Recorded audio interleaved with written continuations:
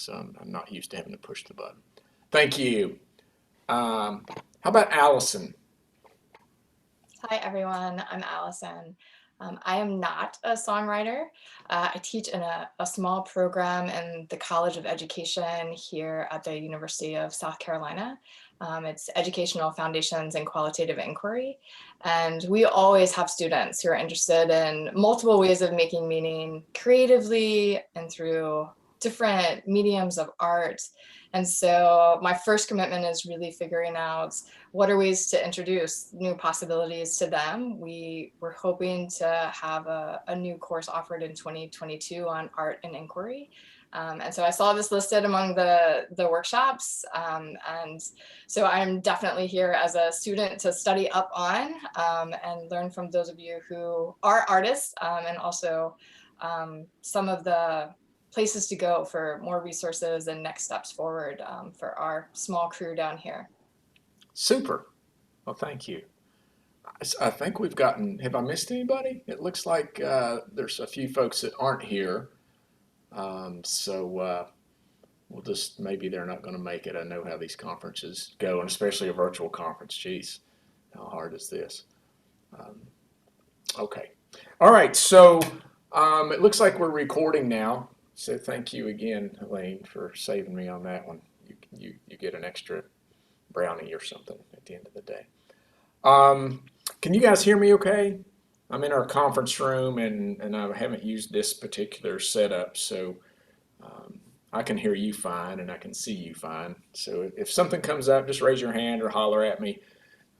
Don't hesitate to interrupt. So what I'll do is just to kind of tell you how I landed here because I'm a student of this as well. So my name is Chris Haddix. I live in Morgantown, West Virginia.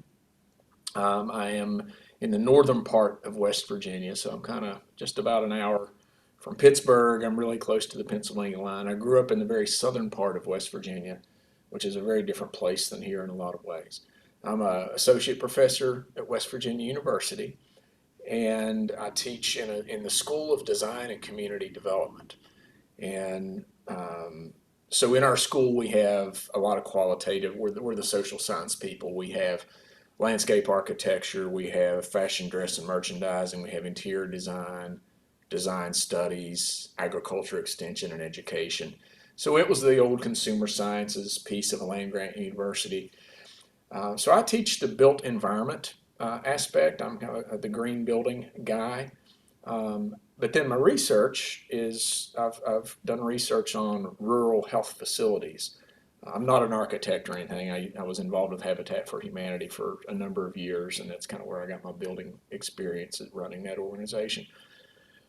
But I was interested in rural health and facilities in particular. So how does the facility impact the delivery of healthcare? So the facility itself is a tool, and so some of my research is around that.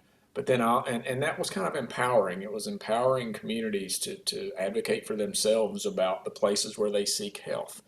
The other piece that's the empowering part is trying to help communities and populations tell their stories. So I've written songs ever since I was a kid. The first one I can remember was in the second grade, and I've just been writing all my life and performing. I'm more in the folk old timey vein than the hip hop or pop vein. Um, I started doing this method. The methodology we're going to go through today is I really developed with my kids.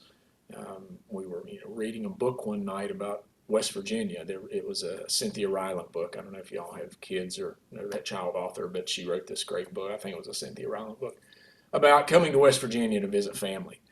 And so it had all this beautiful imagery and what she looked forward to. And so I was just talking to he was probably 5 at that point, and I was like, "Well, Logan, what does West Virginia mean to you? Here's what it means to her." And he gave me an answer, and I thought, "What does West Virginia mean?" That's kind of rhythmic, so I just started saying, I said, "What does West Virginia mean to you?" And he sang back a little response. And I thought, "Oh, this is kind of neat." So that's what we're going to do today. Part of it is use that little piece. So I've worked with 4-H kids. So West Virginia is a fairly impoverished state in a lot of ways, and we have a lot of at-risk youth. We have a lot of senior citizens. We have it was an extraction economy, and when you extract everything there is to extract, there's not much left behind. And so it's a place that's challenged a great deal, and a lot of people want to tell their stories. So I've worked with young kids from I mean, pretty small, but officially at these camps from ages about 9 up to 21 with 4-H campers, and then another community I worked with was a community where, if you've ever heard of the New Deal communities that Eleanor Roosevelt started back in the 30s. The impetus for that was just right here over my shoulder in the next little community across the river. There was a string of coal towns, and when the coal was gone, there's not much left. But when she came here in 1933, she was uh, amazed at the level of poverty in this very rich area because the coal was extremely valuable. And there were 80 so coal mines along this 7-mile stretch of creek. And she just couldn't believe the living conditions and what people were going through. And so she came up with this idea for these subsistence farming communities where people would go live in community on a 5-acre plot, and they would farm, and they would have light industry, and they would basically get picked up out of their little filthy coal community and deposited in this bucolic farm setting that was only about 20 miles away, really, for the first one. And so it was this kind of great social experiment. Can we do this? And so this particular community, there was some excitement about that, but then there was also we like our community. We don't necessarily, yeah, it's hard, and people will die in the mines, and we've got orphans running around, and we all take care of everybody, and there's 19 different nationalities that live along this creek, but we're all kind of one people, and we're in the same boat. So there was an appeal to go, but there was also a fear of, well, who's going to go and who's not going to go, and what's that going to do to our community in terms of this collection of people. So they wanted that story told, and it's been a community that's been studied like crazy. A lot of pictures. I mean, starting with the back in the 30s, national photographers, government photographers were documenting the conditions. Walker Evans being one of the more famous ones, Marion Walcott. So you can go on it'll take you 1 second to Google West Virginia coal mine town, and you'll probably hit Scott's Run on your third hit. So they wanted to, and the story's been told academically and in pictures, but they love to sing. This particular group of stakeholders loves to sing. They don't sing their own stuff, but they love it, and they're like, gosh, what if we had stories about our town that we could sing along with our other stuff we like to sing? And when I'm talking about these people, the youngest one at the time I was working with was probably 85, anywhere from 85 up to 95. And they felt that their community had lessons that were relevant to today with all the division that we experience on a daily basis. They were like, look, we have people from 19 countries living along this creek at one point. We spoke 19 different languages. We all got along. It was black and white and everything in between, and we all looked out for each other, and we took up for each other, and we didn't recognize these differences. We were all poor people trying to make a living in this community, this string of communities. And so they wanted that told in a song. So they had heard that I had written a song about this community a long time ago. When I was in college, I was walking down the street one day in town, and I saw the newspaper machine. There was a headline that said something to the effect that the town was called Osage. Osage votes to not be a town anymore. That was the gist of the headline. I was like, oh, how do you like not be a town? How's that happen? And it wasn't really this. It was another town in West Virginia. Basically, they said we can't be an incorporation. We can't pay the light bills. We can't maintain our sewer systems. There's no more money. So we're just going to disband, and we'll all still live here, but there will no longer be a town of whatever that town was, and I can't remember. So Osage, the same thing kind of happened to them, and I wrote a song about that, and it was a good song. People like it, and the person that was working with this community, a graphic artist, had said, why don't you come out and sing this song? Maybe this is one that will tell their story. So I went out to one of their public meetings that they had on every Thursday night.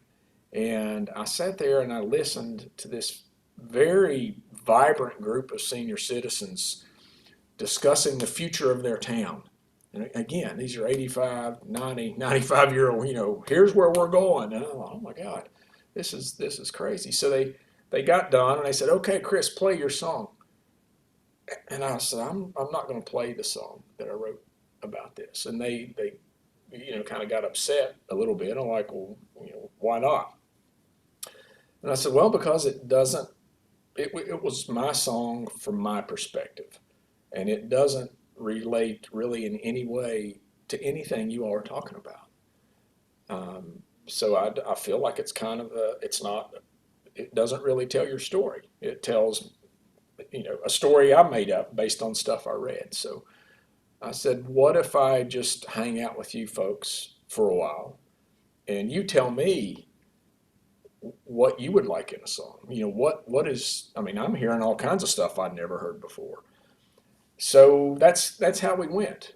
So it was kind of embedding myself in their community and listening to what they had to say, and then processing that myself into a song, and then playing it back to them and getting their feedback. And it kind of became a research project that way, and it was very interesting. I've got a little clip that for some reason the sound's not working on, and I'm going to see if I can show that to you. I'll try. Let's see. I don't know why the sound's not working. So let me try sharing the screen real quickly here with you guys, just so you can kind of get a feel, even though the sound's not working. I think it'll be. Okay. So these are some members of the community. This was the first night. Can you guys see that? You see something different? You see me sitting there playing guitar with some people. So these folks had all grown up out in this community, and this is the first time I'd ever played this song. I didn't realize it was even being filmed, and I was a nervous wreck because they had told me some really serious stuff, some really happy stuff, some really sad stuff. So I want you to get the expression on this woman right here. All right, so everybody was kind of nodded. There were 5 or 6 more people over there, and they were laughing. They were crying. They were kind of chuckling in a knowing way about some things I was saying. And then this woman's expression was that expression the whole time. And this was a kind of a long song, and we'll talk about that in a little bit. But everybody, when it was done, finally, and I kind of caught out of the corner of my eye. I said, I can't tell if she's happy about this, if she thinks, who is this joker coming into our town and telling us what's going on. And when we finished up, people were kind of, wow, that really captured. People identified with what they told me. I'm sorry, I'm looking at you guys over here on the screen. It's hard for me to look into the camera when I see you guys. So if it looks like I'm looking off, it's because I'm looking at your pictures on the screen here. Chris. Yeah. I think for those of us who use the link, I think if we unmute ourselves, you should be able to play the sound. Well, the sound's not working on my end for some reason. Oh, okay. Yeah, it's not working on this video. I don't know why. Okay. Yeah, I'm sorry. It's just, I don't know what's going on. I think it's the video itself. Something's up with it. But everybody, a lot of people could identify, oh, that's something I told him, or there's that piece. So we got all finished, and finally everybody looked over to her. And it became apparent to me that, all right, she was the real gatekeeper. She had been there forever. Her last name her dad had to change their last name. And I can't remember exactly what the last name was, but it started off with RATZ. And rats in the coal mine were an omen of bad luck. And so her dad had to change his last name to be something that didn't start with rats. And that was a big thing. And he wound up dying in the coal mines. But she looked over finally and just kind of nodded and smiled and said, "That was really good." And everybody in the room kind of breathed this collective sigh of relief that she had approved. Um, so for me, it was this. Wow, this is more than just me sitting down writing a song by myself in a corner somewhere. This is really trying to listen to what this community has to say, which I think is what everybody on here is talking about. How do we engage and hear, and then how can we take what we hear and reflect that back in a way that maybe um, empowers them, acknowledges them, validates their experience. So that's just uh, one piece there. Now let me get back to you guys. And sorry, the controls go everywhere on. There they are on Zoom. So we're back to you. So I sent you guys a paper, and I sent you 4 attachments today. 2 of them were just papers I'd published. One of them was on this project here. And there was another song in there, and we can talk a little bit more about those later. But that was kind of a process where they weren't really engaged in the coming up with the rhymes and the writing. They just were engaged in here's the information. You go turn this into a song. So that's one approach. With these youth, what we do is the exercise we're going to do today, where we write a song together. So I inquire of them. I ask them some questions, and it's what I'm going to do with you guys here in a second, and we're going to see what we can come up with. So I like to do place-based songwriting. And somebody, I forgot who it was talking about a sense of kind of belonging and inclusion, a sense of, I wrote it down here, a sense of, a sense of belonging. Tandy, I think, is who said that. So let's just, I'm not going to pop the screen up there again. We've done our introductions. So just quickly, I like to talk about different song types. Introduce you to the way I think about a song. We'll get started writing a song. So sometimes in a lyric, some of you have written, some of you haven't. Is how do I even start to put lyrics down? So a funny story about this project was I had been asked to write a different song for this community. And just one song.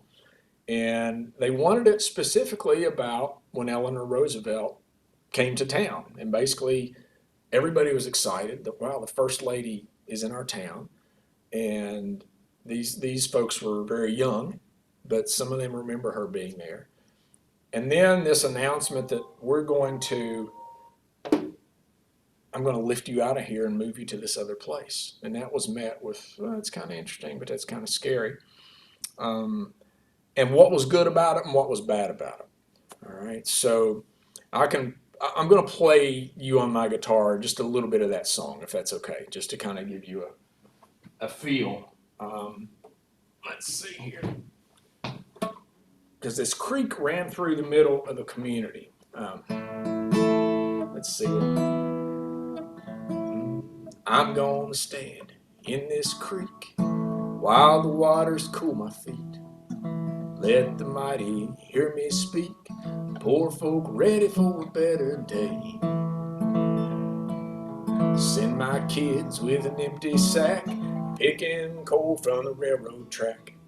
Light the fires down at the shack, poor folk ready for a better day. And then there was a little chorus. And it's hey, hey, what do you say? I'm holding out for a better day. Boy, howdy and A-OK, Eleanor Roosevelt's on her way. way. So it was this whole notion that Eleanor Roosevelt's coming to save the day. Let me turn this annoying phone off. So there was a lot of excitement about what Eleanor Roosevelt was going to do. Let that engine whistle sound when Mrs. R rolls into town. Here's hope she's passing pork chops round, poor folk ready for a better day. Well, someone told us, someone said the kids would all get cozy beds. They wake each day to milk and bread, poor folk ready for a better day. So it's all this excitement. So the other thing they told me is they said, well, not everybody got to go. And I was like, well, who got to go? And who do you think got to go? Who do you think didn't get to go?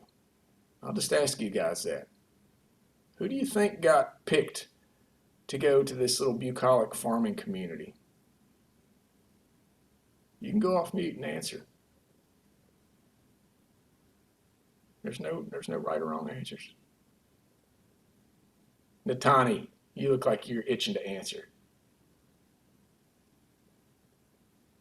Can you go off mute and answer for me?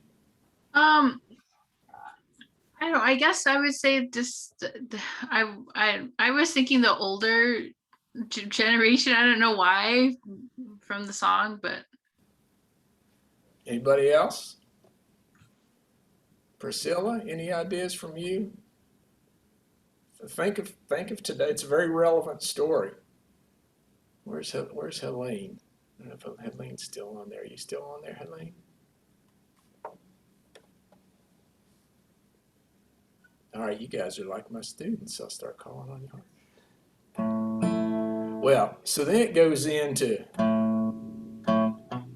oh, there's Helene. Helene, any ideas on who got to go and who didn't get to go? I need a little more backstory. There was this community and of coal miners, coal miner families, 19 nationalities. Eleanor Roosevelt was going to come in and lift them out of poverty. Who was she going to lift out of poverty? Who got lifted? I'm sure it was a white person that was selected. It was white people. Right. Yeah. Now Eleanor Roosevelt wanted everybody to go. The Department of Interior, who was kind of managing the project, was like, wait a minute, we can't do that. We can't. So so you have this kind of upbeat song at the beginning. Hey, we're all excited. Everybody's going to be fed. We're going to buy ice cream. Let's see. Well, grab the kids and grab the wife. Say goodbye to the daily strife. It's Arthur Dale and the country life. Poor folk ready for a better day. So everybody's all excited about it then. Well, we thought that maybe all could go, but the government said we gotta take it slow. We got to do this right, you know. Poor folk ready for a better day. Well, I tested good to work the land. They traced my feet and they traced my hands. I showed twice the grit of any man. Poor folk ready for a better day. Well, it's hey, hey, what do you say? Some's got luck and some's in the way. Boy, howdy and do-si-do. Eleanor Roosevelt, where'd you go? So I asked him, I said, what do you mean they traced people's feet and traced people's hands? Surely that's like urban myth. No, they traced people's feet. They traced their hands looking for any deformities, looking for any imperfections. So I go down to the historic collection at the library here and I find an Arthurdale file. And sure enough, I find the application for the Arthurdale file. And sure enough, on the back page of the application is trace right hand here, trace right foot here. On the other page, trace right hand. Looking for anything. The questions they asked were, does the person have, are they first generation Americans? Were they born here? We don't want anybody with funny sounding last names. They can't go. Any names that are hard to pronounce, they can't go. Anybody Let's see. You're white, all right. You made the count. No names good English can't pronounce, and no blood too dark by half an ounce. Poor folk ready for a better day. So, not everybody got to go. So there's a very different side to the story. And today, if you go there and talk to people, Arthurdale is still a community. It kind of, once Eleanor Roosevelt quit being involved on a daily basis, it kind of just became a collection of houses and people. It wasn't really, they had square dances, they had events, it was in the news all the time. So you go talk to people there, and you talk to people in Osage, and there's these real mixed feelings about, wow, this was kind of interesting. It was kind of scary. It didn't work out the way it did. It worked out for some people really nicely for a while. But that song was able to, I think, to capture a lot of those emotions. And this was all just, things that they told me that I didn't believe. I mean, I thought certainly it didn't happen that way. And then I go find the application in the archives. I'm like, oh my God, it did happen that way. And that's a part, if you go to Arthurdale, you don't get that part of the story. You get the happy, look what Eleanor Roosevelt did here. And you miss this whole other piece. So that was engaging with them. And that was a very specific story. The charge was, hey, here's a bunch of stuff about this. Can you put that into a song? So there was a street fair, and the graphic artist put a little sign that said, come hear Chris Haddock sing the Ballad of Scott's Run. Scott's Run is the whole creek, the 7 Mile Creek, and Osage was one little town on there. And I started to email Eve. I said, gosh, Eve, I didn't write the Ballad of Scott's Run. I wrote a song about Eleanor Roosevelt and Osage and Arthurdale. And it was 2 days away from the event, and I thought, well, let's just write a song about Scott's. They've told me a ton of information, so let's see if I can. So this was a type of song on a lyric type. It was just, if one way you might think of approaching a song is by telling, okay, that's fine, thank you, Natani, is just chronological telling. It's if you get bogged down, like, how do I organize it? I mean, we all write, and we all have to figure out how to organize our writing. One way is just this chronology. Okay, let me just start at the beginning, and just here's the events. So I sat down and wrote out a whole list of events they had told me about, and I put them in chronological order. And the song came out pretty darn quickly on it. So that's one little trick if you're thinking about how do I get started on this, is thinking of a chronology. Maybe it's an individual person's story, maybe it's a community story, maybe it's a story about an organization, or whatever. Sometimes you're just telling bits and pieces of a story. You're not telling enough you're not trying to tell everything. So that's providing enough information for the listener to kind of piece things in. Sometimes they can be advice type of songs. I mean, there's all kinds of lyrics out there. So just think of songs that you like, and like, wow, is that person giving me some advice, or I'm trying to get in their shoes. Sometimes they're just nonsense, silly, funny stuff that doesn't. Let me get that off of there. Sorry, all my files are popping up on my computer here. So I'm gonna stop for a second because I've been yakking. Just any kind of thoughts on what I was just talking about. Anybody go, yeah, I've done that, or have a question about that? Let's see. Who else do we still have here? I have a question about that. That seems like, it could have been a very sensitive subject, as you were mentioning, and how did all of the demographics in the community receive the song positively? Did you think that it facilitated any conversations that maybe helps create more unity? Like, how did that work? Yeah, so that's a good follow-up. So one thing we did, Helene, was we incorporated that song and two others into a program that we presented in downtown Morgantown at a restored theater, and so there were songs, there were spoken word, there were videos of people. My graphic artist friend is she's amazed. She's just retired this semester, this last semester. But her whole graphic design work has been towards social justice. So this was it. It was get this out in the community. Let's bring people who, I mean, everybody here has heard of Osage, but not a lot of people really know the story of Osage and Scott. They know a little bit. So we did put it out there. We challenged people to think about this. In the moment, it did generate a lot of dialogue. One of the things that's still in the works is a documentary about this whole experience and this production. Because we did interview people, we did kind of get like the scene I showed you, sitting there talking to those folks about, well, what's the reaction to this or that.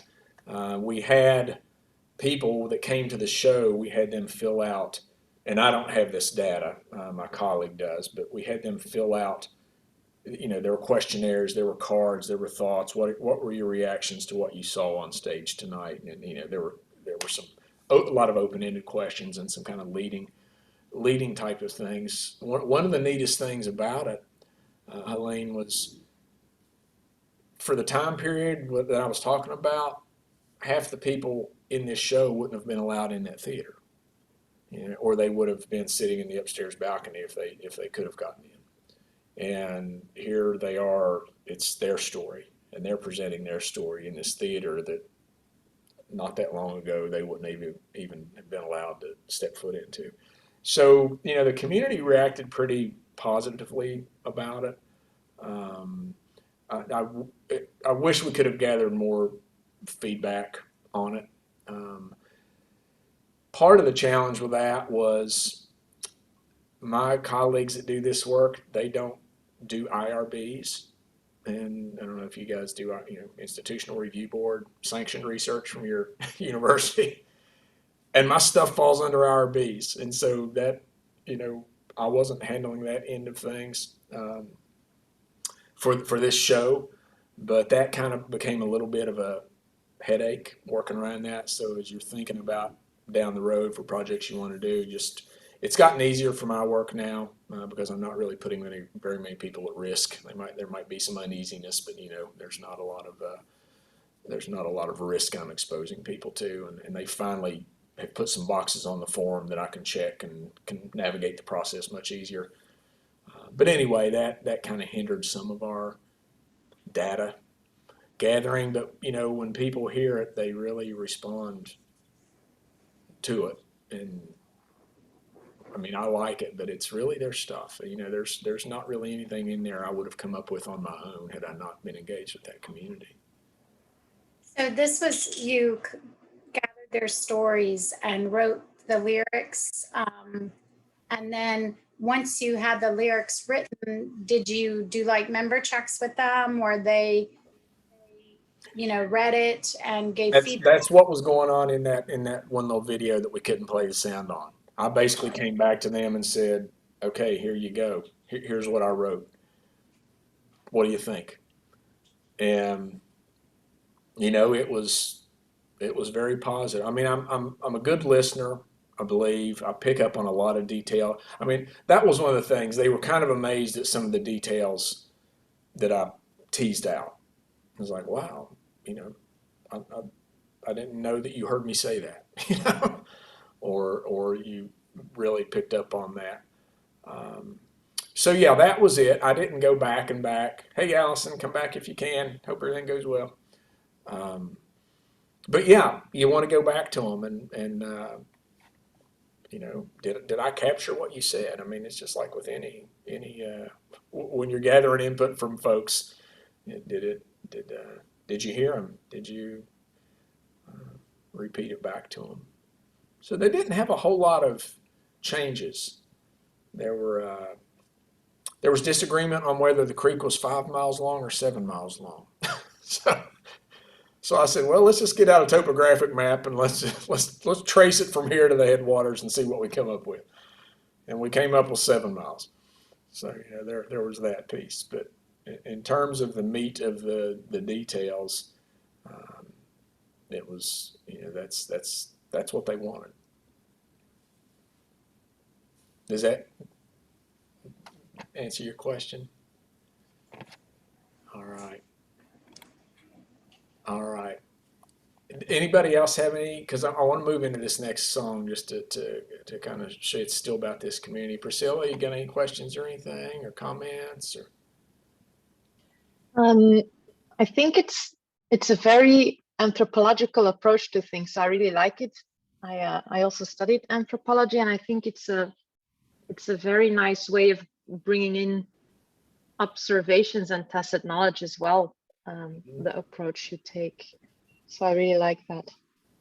well, I think more anthropologists should try it, because now usually in the discipline they learn to sketch and really put things down visually, but yeah, it's often neglected to use music to do these kind of things. right. Well, I guess one of the things might be, I had this discussion last week with a friend of mine who's a historian. So it's interesting. One of my other friends on this other project where we're documenting folk musicians from southern West Virginia from back in the 30s and the 40s. These are not famous people. They just happened to have been recorded by a song collector. They're in an archive somewhere. They're in the Library of Congress. They're in our library. But they were just normal folks who happened to sing these old world ballads. That was kind of the focus. But my colleague who's really interested in that is an anthropologist. She's a cultural anthropologist. And she's become enamored with these singers. And she's writing this whole book on them. And, so she's very careful to not insert herself into the story. And my history professor friend is very careful not to insert himself into the story. One thing about singing and performing is you insert yourself into the story. I can't not do that. So I've had people say, well, that's not really, and at ICQI, so I've gone to 3 of the pre-conference arts-based workshops.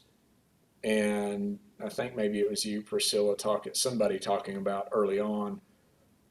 They're all the visual arts. They're theatrical works, which certainly the actor, in my mind, is inserting themselves into the portrayal.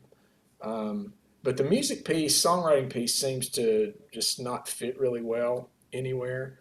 So I've had people go, well, what if I would have written that with a completely different musical feel? Would that change the story? I mean, would that change your reaction to the exact same lyric? And it probably would at some point. So, I don't want to pretend that the story is not being colored by my interpretation of it. I mean, because it just has to be. And I know for some people, that's a non-starter then. So I just don't worry about that. I sit knee to knee with people and we sing these songs and we communicate these things and people get moved, and that's a good day for me. So I'll let other people worry about the filters. But I do want to say what they've told me. I try to be very accurate in that and communicate what they said. So let me share one more thing with you here while we're on that. If I can find it here.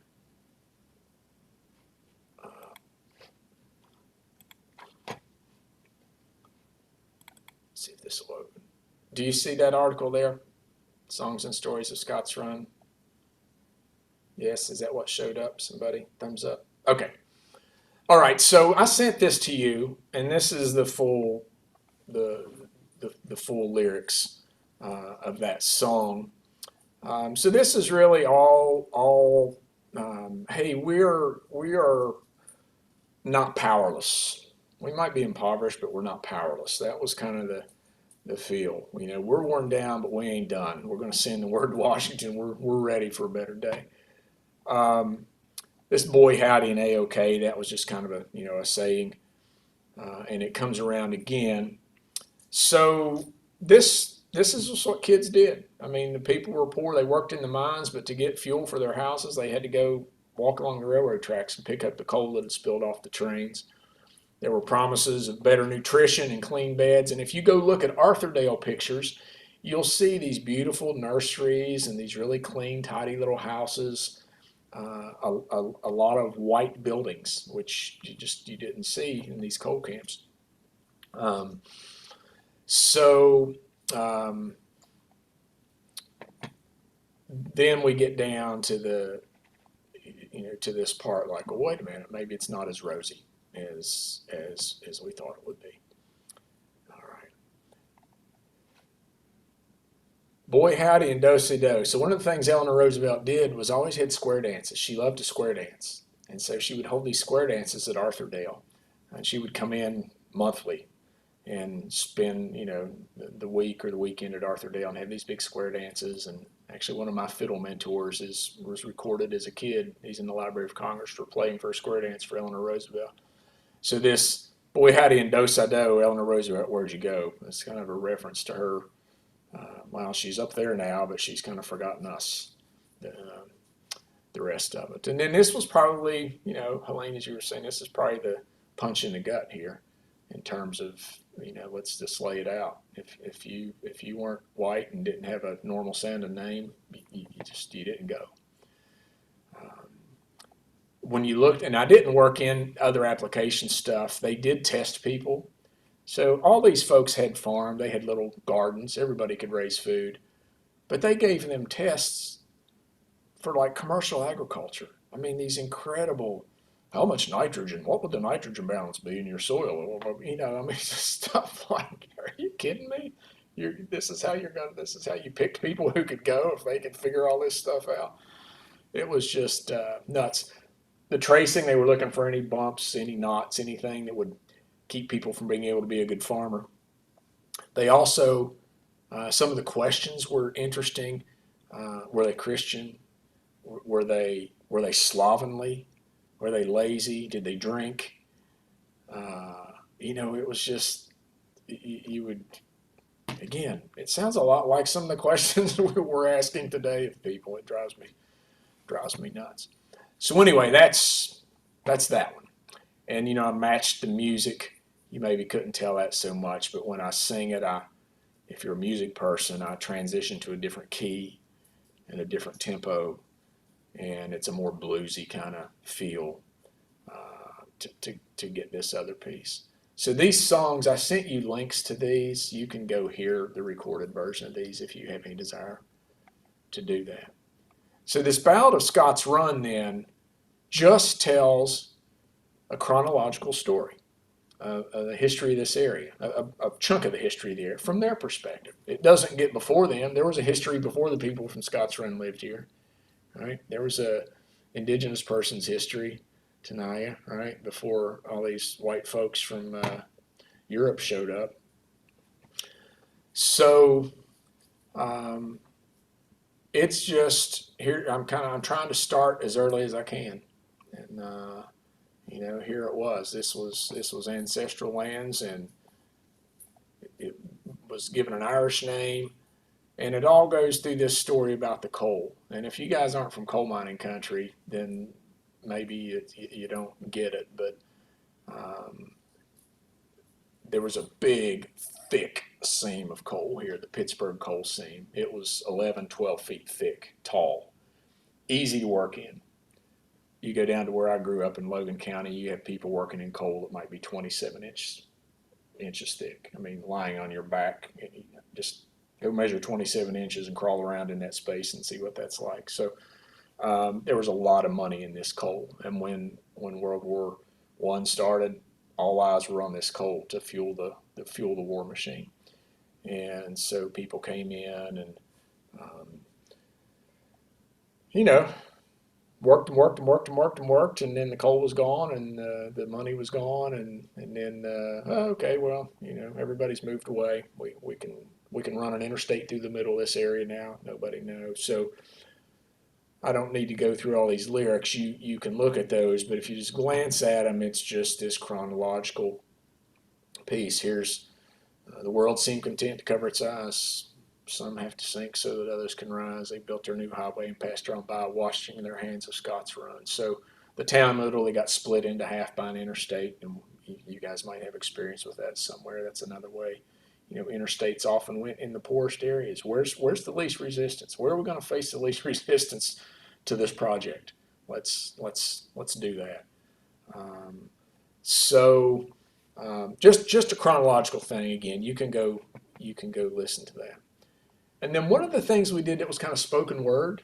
I wrote this poem, listening to the folks talk about how they, whenever there were unionization efforts, when the workers tried to unionize, the companies would try to crush that because they didn't want organized labor.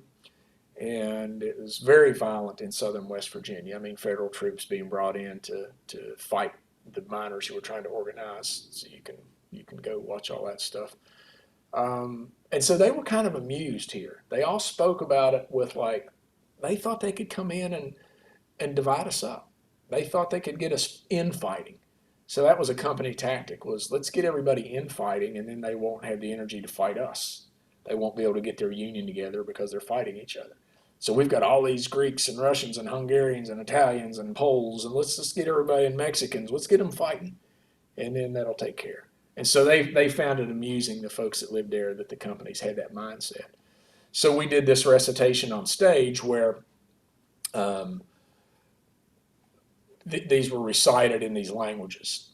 And it's just basically, so we had Greek, Russian, Hungarian, Spanish, and English. And that was a pretty powerful moment to have these speakers up there, all from this community. And I'll tell you that the three of them from the community, the woman that did the Hungarian piece was a grad student here from Hungary. And she had no idea of what this story was about, but she really immersed in just this one little verse she got to read on stage in Hungarian. And, it just really opened her eyes to, and she's an architect, and it's like, wow, what was the design here? And then the same thing, we had a young grad student who did the Russian piece. And it was really interesting watching this go off, because some of them had it memorized, some of them were reading on their paper. I mean, Lou, who read in Greek, Lou was one of the older ones. Lou was probably 90 at this point, and so he had it written down. He had the English written down, and then he was just saying it in Greek. He was interpreting it as he went on. But then the Russian student had it on her phone. She's sitting there reading it on her iPhone. And some people got upset at that. They're like, what's she looking at her phone for? I'm like, that was her piece of paper. It's just this very different cultural thing now, and age thing. But it was kind of interesting, some of the reaction from some of the audience on that. I found that kind of interesting. So anyway, any comments, questions on any of this lyric? Do you want me to? I'm glad to sing a little bit of that for you, just to give you a feel for it. It's up to you guys.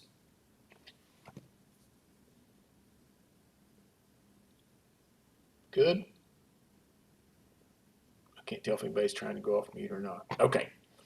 All righty. So let's do something. Let's try to write a song. All right.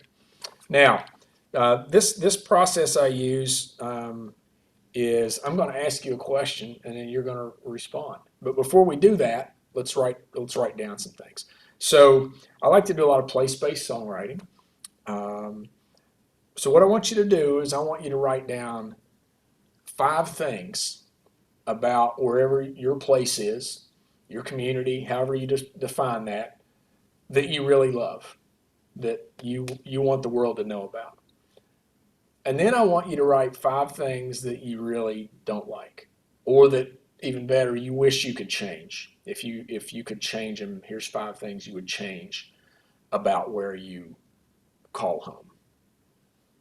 Okay, so 5 things, and then we're gonna share those and talk about those. Okay, so just take a few minutes and write down 5 things.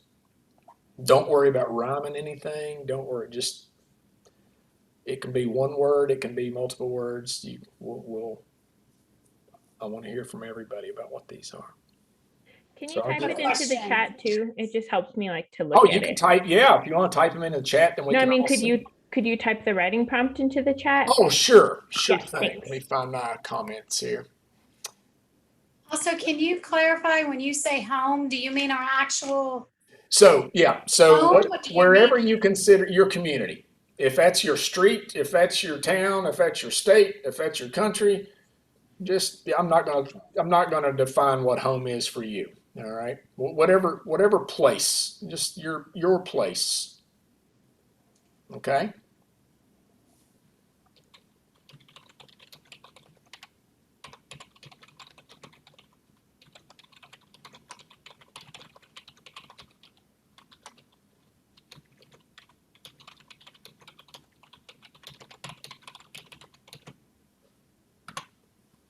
There you go. Is that okay? Then we're going to share these.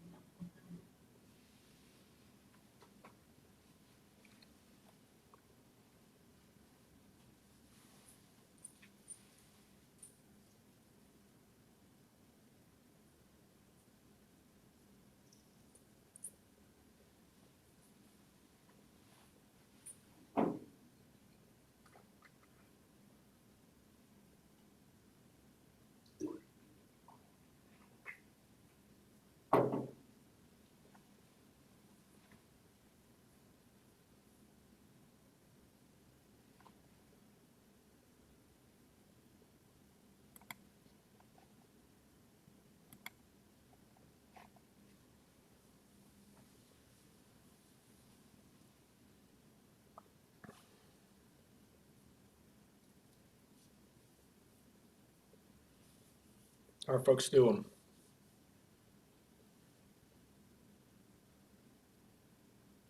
Priscilla, you still working? I can't tell if you're writing or thinking or both. I'm thinking because I did the assignment in advance, but I thought when it said consider home that it was really about your house. So Oh, that's fine. Okay. Yeah, and you can broaden it. You can say something about your house or something about. But it's good to challenge. I'm glad you did it in advance. Yeah. Yeah, so that's a question. What does home mean? Yeah, is home means different things to different people. So if you can come up with some new ones, that'd be awesome. Yeah, I thought it was a very difficult assignment right now because I recently moved into this neighborhood, and yeah, with the whole strange situation, the whole world feels pretty weird right now, Mm-hmm. and I actually don't really feel at home. Mm-hmm. Okay. So yeah, that makes it. So I was really thinking like if I don't start from the house and I would really think community-wise, that's a very difficult Yeah. challenge right now. Yeah. Well, see what you come up with. You can embody that concept. Helene, you doing okay? Tanaya? So kind of the same thing. I had to read the question, so I'm working on it. Okay, all right. Tondi, how are you?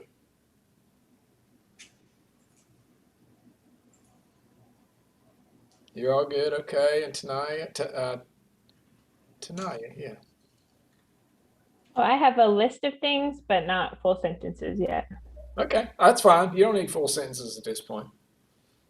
You can, we're just getting thoughts.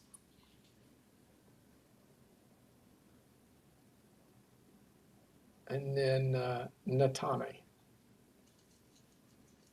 I just have down a few words. Okay, that's fine. We're going to share everything here.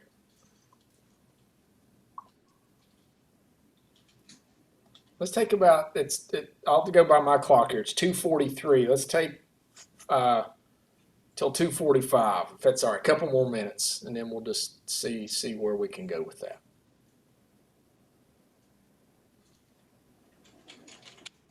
I don't want you getting worried about it.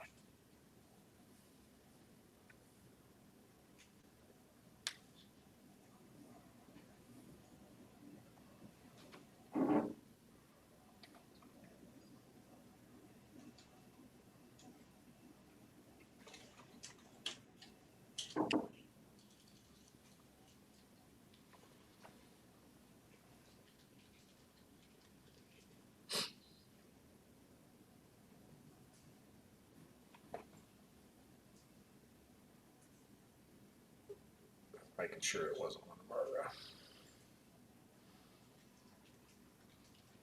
persons trying to get in that was calling me.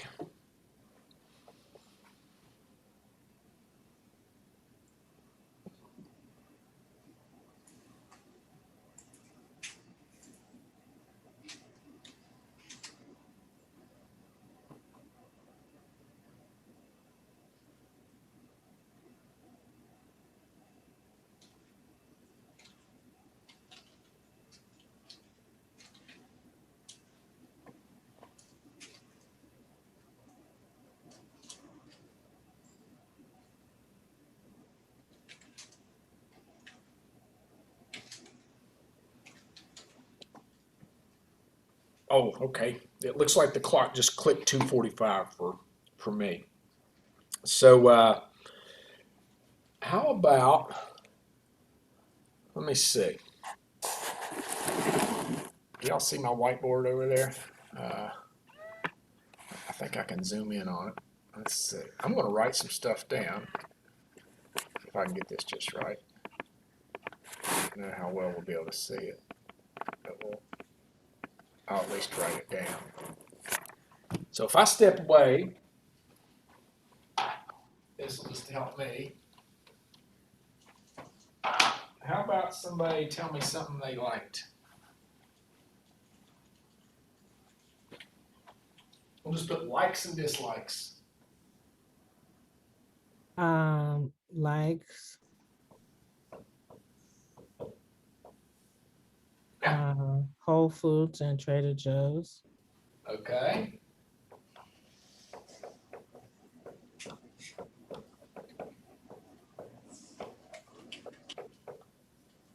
You got one like right down the street from you or something? Both of them. Okay. There's several of them. Okay. What's somebody else? Liberal. Oh, yeah, go ahead. Liberal. No.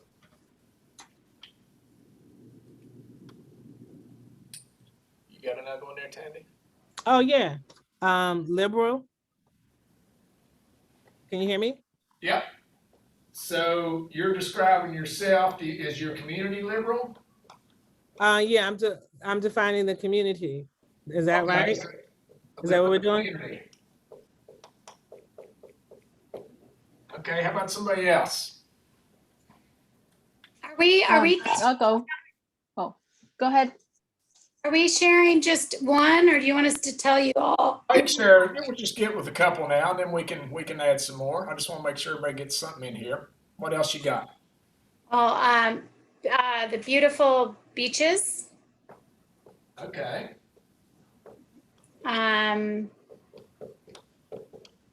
And the island fisherman architectural community that they maintain. Okay, so you're talking about, I mean, just the buildings themselves and the Yeah, the history of the, Cortez Fisherman Village and Midwestern fishermen that kind of founded, and then they maintain the architecture on the actual island itself. Okay. And the architecture on the How island. about that, the vernacular? Okay. Okay. It's not developed like what you would think of most other Florida beaches, all Right. the high rises. It's the history, it's the look, it's the feel, it's the architecture. Yeah, there's a lot of stuff in that one. We can tease that out some more. Let's see, Tanaya, did you have a couple of things? For likes, I put culture, family, connection, and love. Culture, family, connections. We're gonna boil these down. What was the last one you said? Love, Love, okay. A loving community, yeah. okay. All right, Priscilla, were you able to come up with anything? I wrote my neighbors, the beautiful forests nearby, my life partner, so family, I guess, and the vacation feel I have here. And the vacation what? The vacation feeling, because Okay. it's still a bit strange. Okay, all right.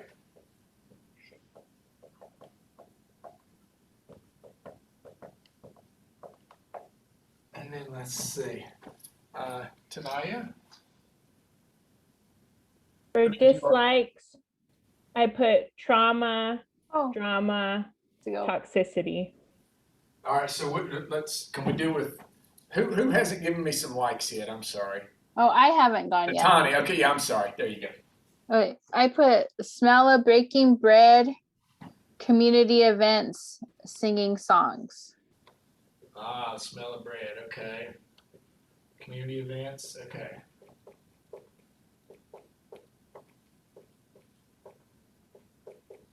I know you probably all can't see these or read them, but they'll just hear from our reference morning thing. All right, is everybody, so if you have some other likes, what else? I just want to make sure everybody got something in there. So, Helene, I have some more likes. yeah, go ahead. My 3 fur babies Okay. and Arts Capital of Florida. Arts capital, Of Florida. okay.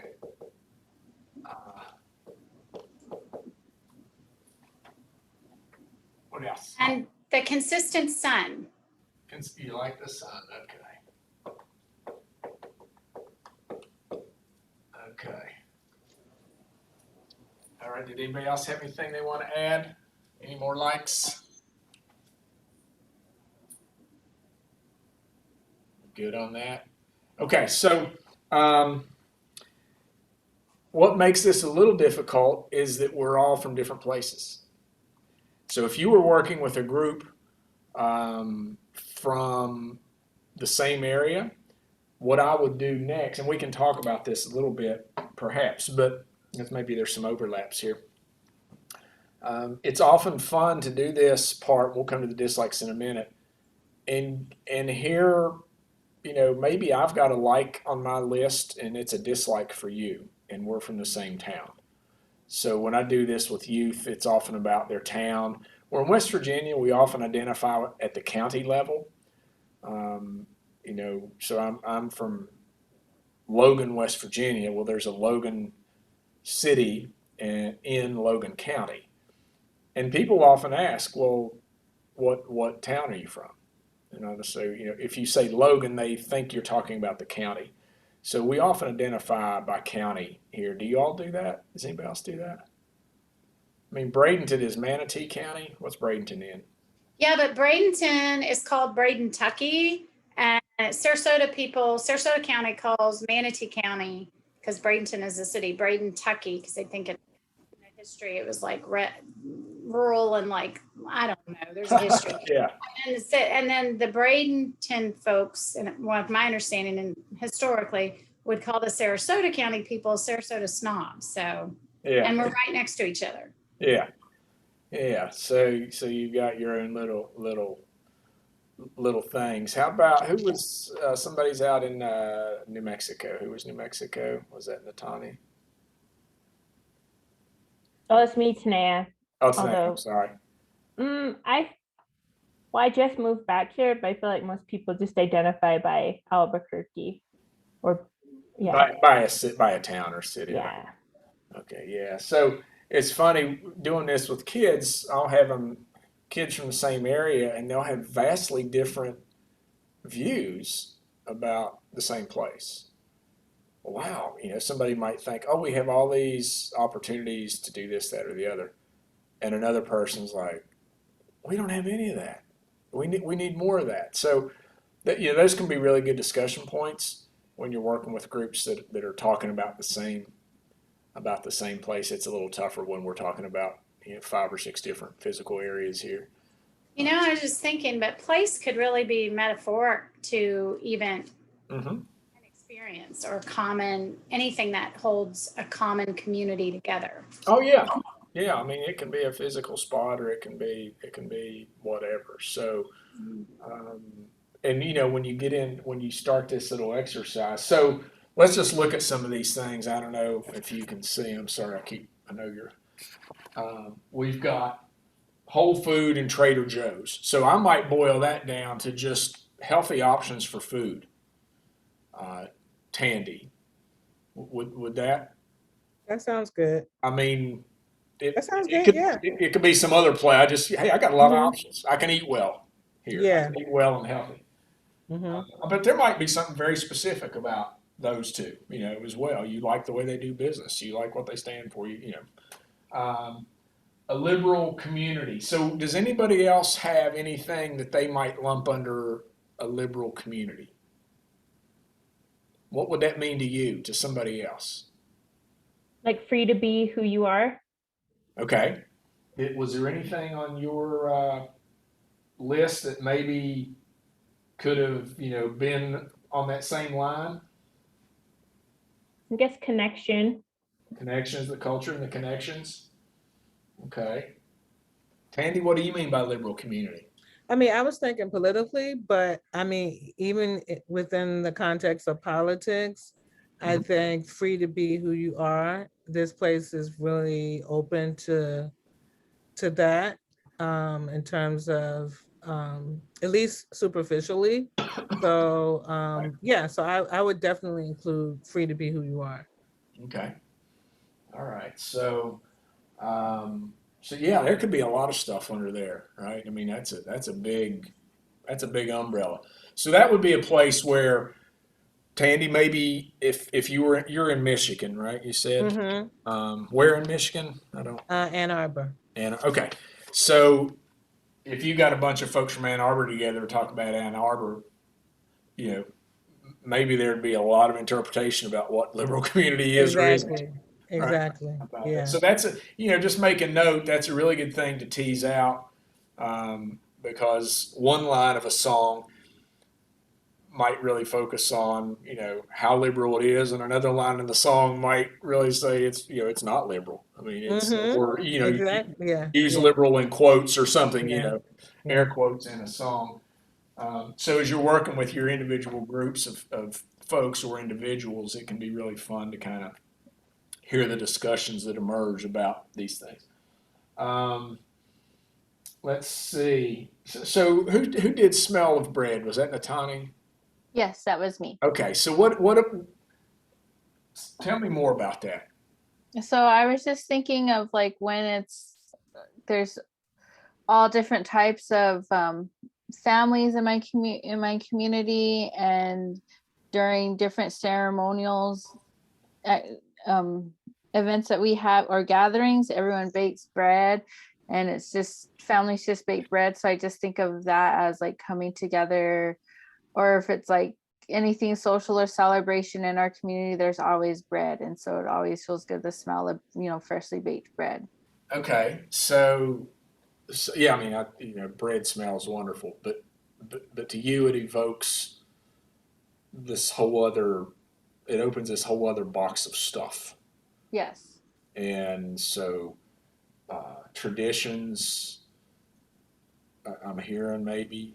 Yeah. Is that- Traditions, people coming together and gathering. So it ties into this community events piece, which you probably can't see over here, but I wrote that down. So traditions. Does it represent stability, maybe? Would that? I guess it could in a way. Yeah, I don't know. I mean, I don't. I'm just kind of trying to think what would I interpret that to be? I mean, part of the traditions is we know that thing is there. It goes on, and I just kind of wondered. As you're thinking about these words, at some point we're going to think about how can we rhyme this stuff. How it says how can we run this stuff, but how can we rhyme it? So you might be thinking of other synonyms. And then songs. What about songs? Does the smell of bread, the community events, and the singing the songs all kind of roll into Yes, all together. common, a big common like for you? Yes, and I would have to say for the whole community too, because it's like when we feast, Right. we come together. Okay. Now let's see. I see beautiful beaches. I'm trying to think of like physical beauty or physical things. So Priscilla liked forests, and Helene liked the beaches.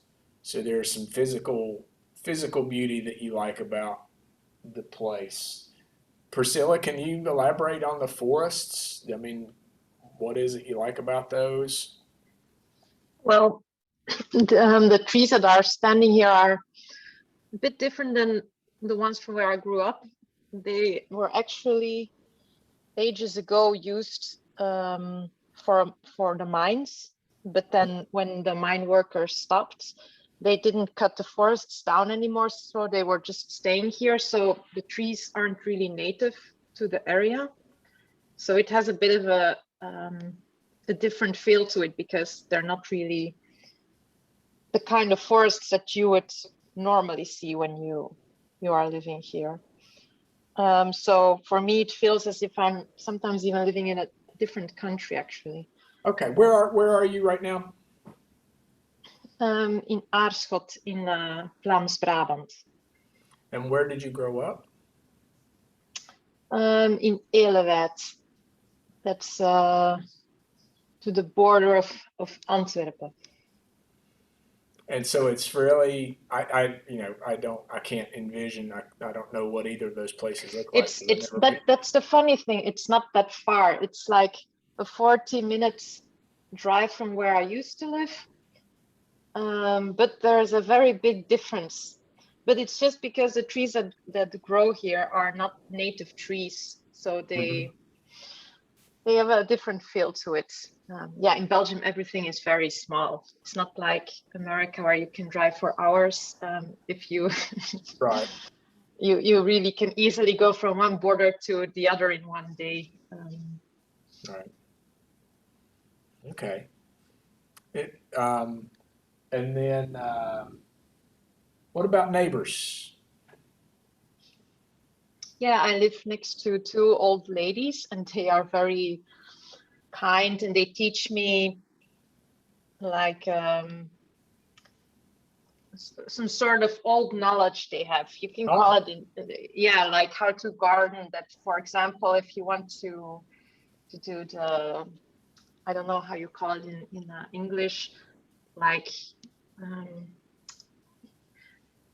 plants that grow, but they're not really plants. You want to weeds, yeah. So to remove weeds or like a ant colony. She says you just have to take the water of your potatoes where there's salt in, and you just pour it when it's warm over the weeds and over the ant nest, and then it will be gone. So you don't need to use insecticides or anything. Ah, so you're salty they- potato water.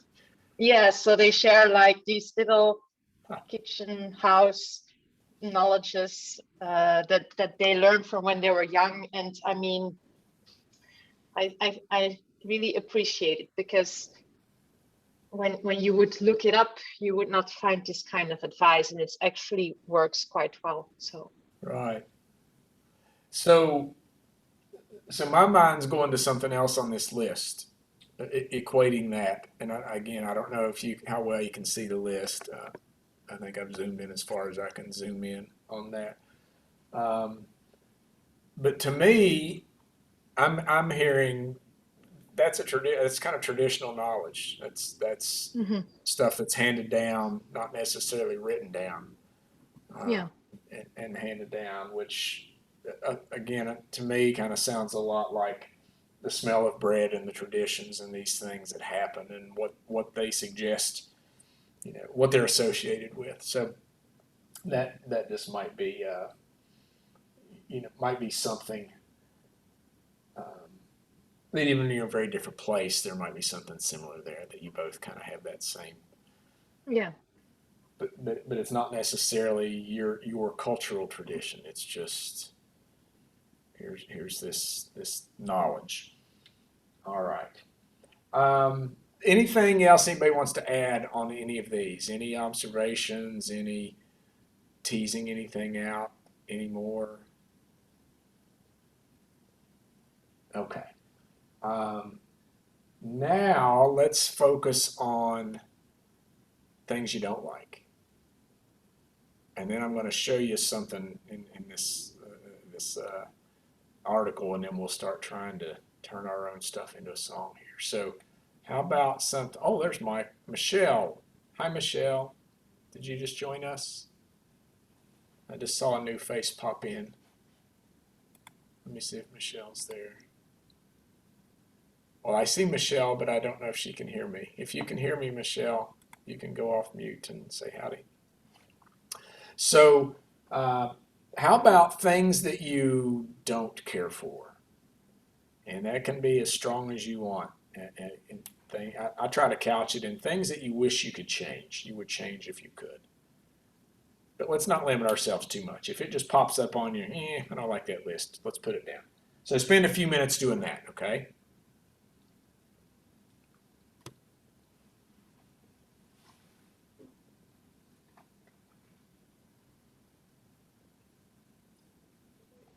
Okay, I'll go. I'll just give you words. I put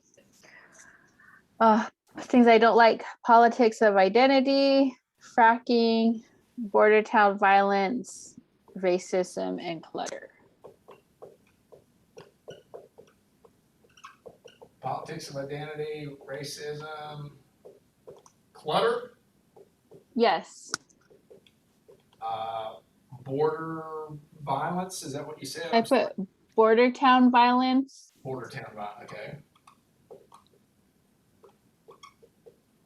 Okay.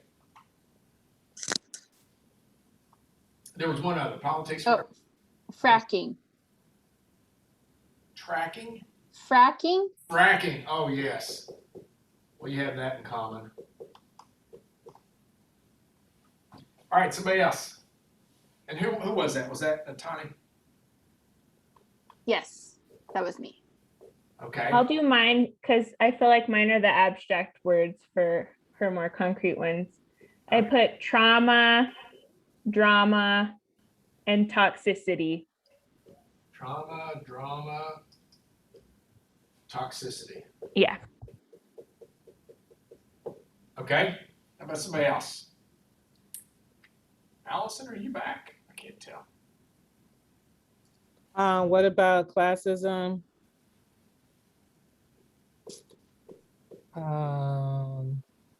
Lack of racial diversity. And Winter. Winter. Or weather. Okay. All right. How about somebody else? Helene or Priscilla, I think maybe.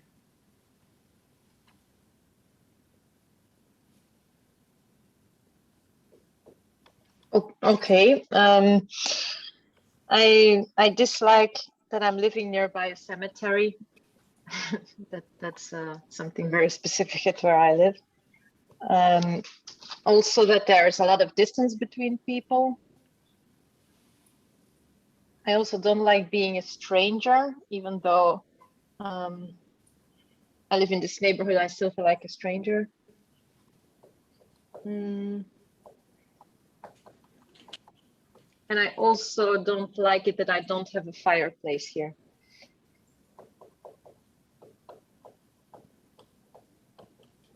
What was your second one? I didn't quite get that one. Something about business between people. Yeah, with the measures and all that there's a lot of mental and physical distance between people, and it creates, yeah. Oh, distance. I thought you said Distance, yeah. business. I thought you said No, business no. between people. I was like, No. okay, Distance. so just too much social distancing, maybe, right? Yeah. Okay, just lack of connectivity, lack of connection. Okay. And Helene, are you still there? Yeah, I put snowbird traffic. Okay. That there's only two lane roads to the beach. So housing affordability. That recycling is optional. And let's see. Oh, this is kind of funny, but limited single professional age appropriate men. I mean, I really do dislike that. And then I think that's 5. Okay. Limited single age appropriate men. Right? That's what you said? Yeah, limited single professional age appropriate. Professional. I thought there was another word. Yeah. Okay. Is anybody else? I think Allison, are you back or are you still gone? I guess she's still gone. Okay. All right. Did I miss anybody? I think we got everybody. Okay. Let me get back over here. Over this stuff. And let me zoom that out a little bit. Is everything good? Are we all? My screen looks different for some reason. Are we all still good? Okay. So dislikes. I see. So politics of identity. We got politics of identity, racism, clutter, border town violence, and fracking. If you guys don't know what fracking is, that's searching for natural gas in this area and out there. It's a pretty disruptive practice. Social distancing between people, feeling like a stranger. Priscilla, the cemetery. What would you mind elaborating on that? Yeah, my garden is located just after a cemetery, so it creates sometimes a strange feeling at your house that you know that you live nearby a place where there's a lot of grief. Uh-huh. Okay. And the lady that used to live in this house, her husband is buried here at the cemetery, so she regularly comes by to visit him, but then she also comes by the house, so it creates a strange situation, I think. Uh-huh. All right. I was just spent a week down in my home area. I visit cemeteries a lot, and I go look up these musicians I was telling you about earlier. That I go find their graves and I play music over their graves, and kind of it's the way I kind of honor their contributions to the music. And I don't have a family cemetery really in my family. There's no like home place and here's where everybody is. And I've kind of lived vicariously that experience through all these other cemeteries. Yeah, cemeteries are funny places. They're interesting. I have one to add that probably aligns with some of the other comments people have on there that they dislike. I dislike the insensitive nature of, I live right by Hernando de Soto Memorial, which is Yep. recognizing the Spanish explorer, but he was very brutal. And, you know, what happened to the Native Americans, you know, and there's like you barely get glimpses, not even mentions of that. And so I really dislike that. I really don't like that. Yeah, I've been by that memorial on a boat anyway, and yeah, it's kind of well, it's interesting that Cortez is named Cortez, and Cortez never set foot there, right? It's kind of funny. Well, I just think it's insensitive that, you know, A, that it's named after this person, but B, then even in the history there, it is a federal memorial, but still it's in the community. So the fact that the community doesn't rise up and demand that the history is more accurate, that's there, is bothersome to me. Yeah, and we're having that national debate on monuments and naming things all over the place. All right, my state just tried to pass a law that said you could not rename things without an act of the legislature. So if a community had a Stonewall Jackson Park, which there's 8,000 Stonewall Jackson parks or named things in West Virginia, if a community wanted to change the name of that because of the Stonewall Jackson legacy, that they couldn't do it without approval from the state legislature. Fortunately, that didn't pass, but that's some of the kind of crazy stuff that was going through. Yeah, so that would be on the racism piece. Yes. And the toxicity piece. Yeah. Let's see. Trying to see if there's anything that just kind of stands out on its own. Just so, Tandy, you don't like snow, Tandy? You don't like winter? What is it you don't like about winter?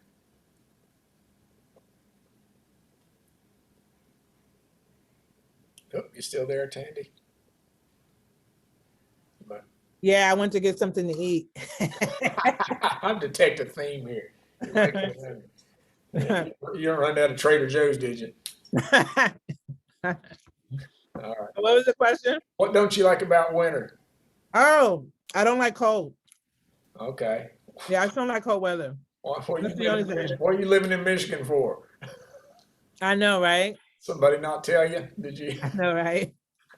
Like they didn't divulge that in the interview. That wasn't in the job description. I got yeah, so that's basically it. I just don't like the weather.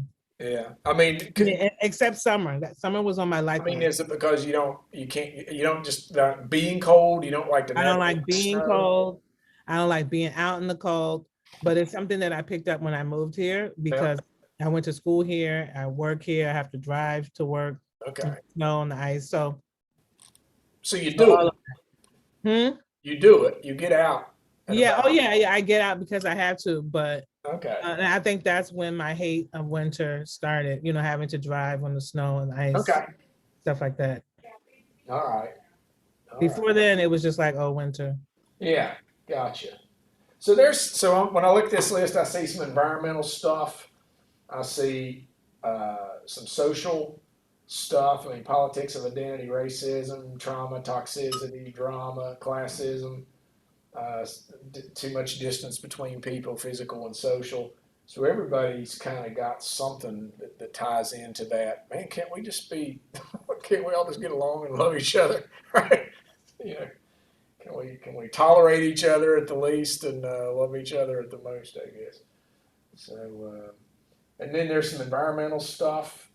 It looks like they said fracking again. There's Helene's talking about no recycling. Just the housing cost. It's a biggie. Expensive to live here. Expensive to be who you are. All right. So a variety of things. Some of them common. Some of them may be unique to where you are. Now, I want to share another thing with you and show you kind of the next step of this exercise. Let's see if I can do this. So if we were all in the same room and we were all in this similar communities, here's, and again, I put these up here. I am in no way trying to go like, hey, well, look what I did. I'm just trying to say if you're interested in how this could look for a project you're doing, that I pretty much spell out what I did in these articles. And again, I'm looking over at you on the screen. It looks like I'm looking away. But it just kind of explains the process, and maybe you guys can incorporate this, or maybe you can go back and say, well, that was a waste of time. So this was a project empowering youth to engage in social discourse through place-based songwriting. I did not come up with that title. Another one of my co-professors came up with that title for me, because that's just not the kind of title I could come up with. That's not how my brain works. But it was about empowering youth. I had that much.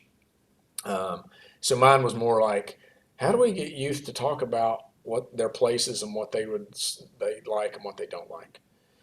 And where the impetus for this came from. So being from southern West Virginia, in coal country, and I'm not going to get into politics here, but in a presidential election, there was a lot of talk about we have got to bring back the coal industry. And it was an interesting conversation because the news was in southern West Virginia a lot, and they were interviewing a lot of people on the streets of Logan, where I'm from, about coal and what coal had meant to the region and what it really, they were hoping it would continue to mean. And it's kind of like, well, let's refloat the Titanic. I mean, that's kind of the idea. It's not going to happen. The coal economy is never going to be what it was. I mean, it physically can't be. It's been mechanized down to a shadow of what it used to be, and we're sooner or later moving away from it. But this notion, they were talking to people who were reminiscing about the 1940s and the 1950s and the height of the coal economy. And like, we need to get back to that. It's like, well, that's just never going to happen. It takes 5 humans to do the job that it used to take 500 humans to do. The resource is not there in the same volume it used to be. It's an extraction industry. When you extract everything that there is to extract, there's not that much left. So it really puzzled me, and it tugs at your heart, because you have people remembering these incredibly vibrant communities, and I remember them as well. I mean, I could see, my dad was a dentist. My dad grew up in rural West Virginia. He became a dentist, first of his family to go to college kind of stuff, wound up in southern West Virginia as a dentist.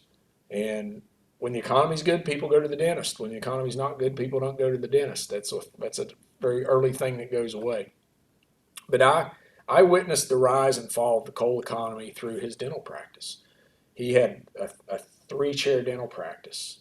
When I was in junior high, he put a 4th chair in and hired an associate. When I was in high school, he bought the office next door and put in 4 more dental chairs. By the time I was graduating from college, he had 8 chairs. He was maybe keeping 3 of those busy 3 days a week. I mean, it just, so that was kind of the rise and fall of the economy from the impact on our family. So we certainly benefited from a strong coal economy, as did everybody down there. And the things I miss a vibrant downtown. I was just in my downtown 2 weeks ago, and it's sad. You walk down the street and, oh, I remember what used to be here, what used to be there, what used to be there, what used to be there. All mom and pop businesses. all businesses that raised kids, put kids in college, provided well. It was a strong middle class kind of thing, and that's just not the country we have anymore. So this notion of we're going to bring back all these industries that made that possible is just crazy. So anyhow, I was wondering, well, what would the kids of this town who have no memory of any of that? You got a kid growing up in Logan today, they have no idea what it was like when I grew up there. I have no idea how even boomier it was the generation before me. I mean, I have pictures. And you walk through there now, and it's just like a ghost town. I mean, it's dilapidated buildings, and you know, it's hard to go back home. So I thought, what stories would these kids tell if the TV went up and said, "What do you hope's going to happen in the future?"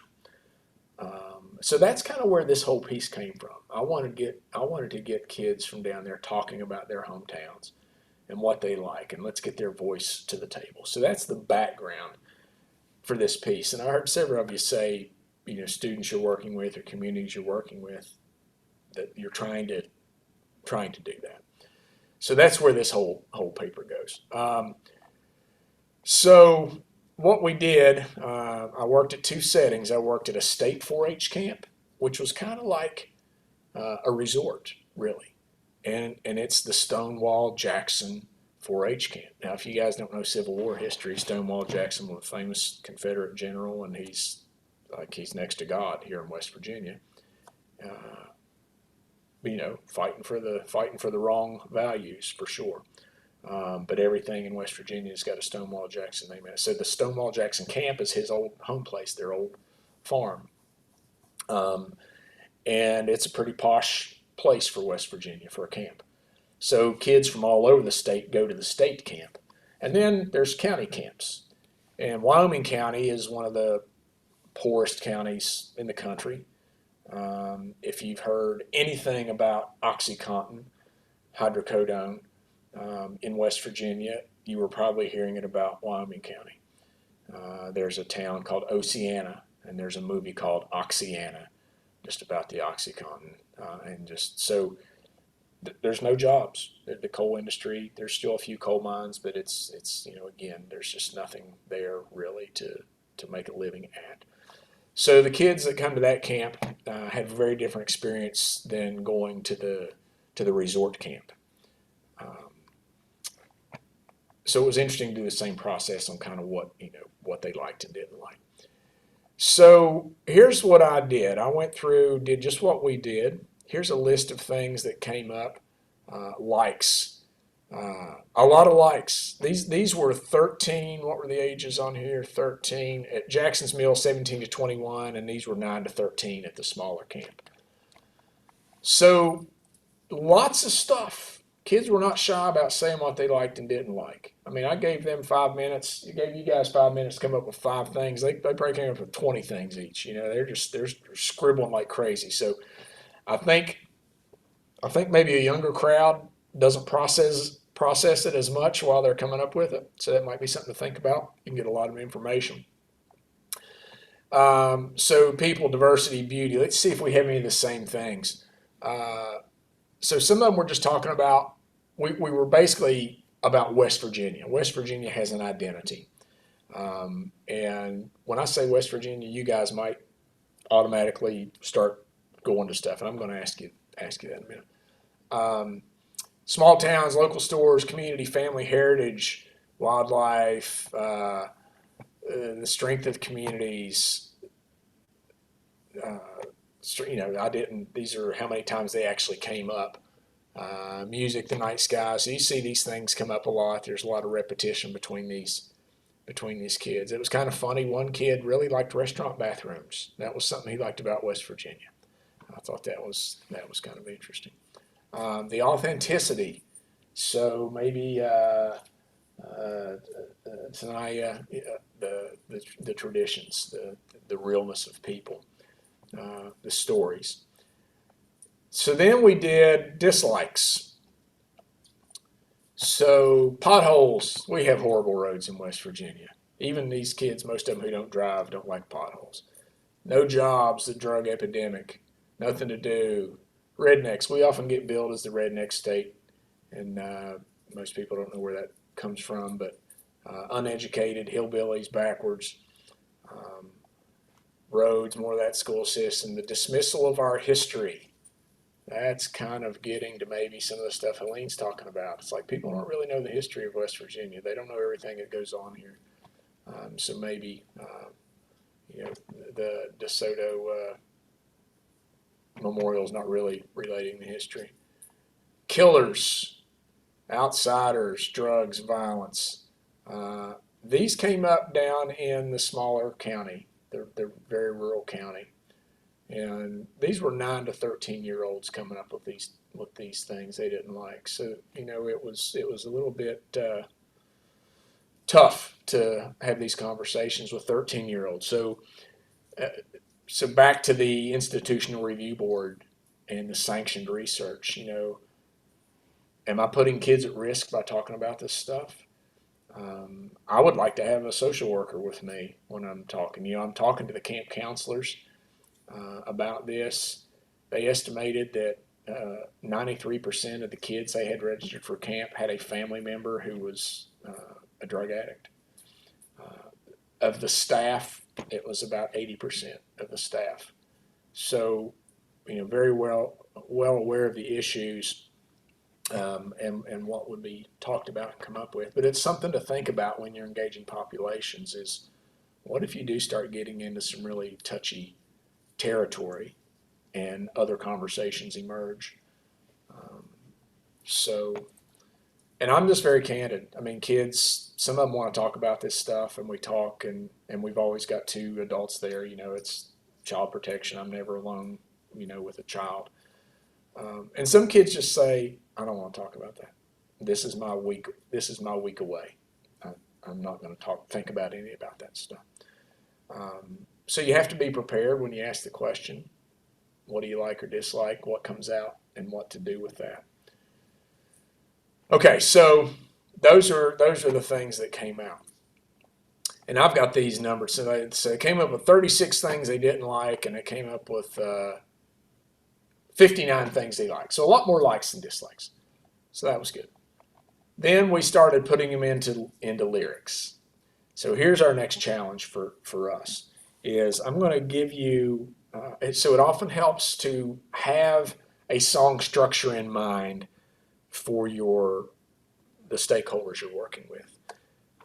Because some people just have no idea where to go. And if you're trying to do it as a group, you got to have some kind of structure or you're just going to be bouncing all over the walls. And this is not to say the way you do this, because some of you have said that you write songs. It's not to say your way is wrong. This is just a way to do it in a group, and maybe you can use it. And then you can branch out. So when I did this, I had a week with each of these groups. So we would do what we're doing today as day one.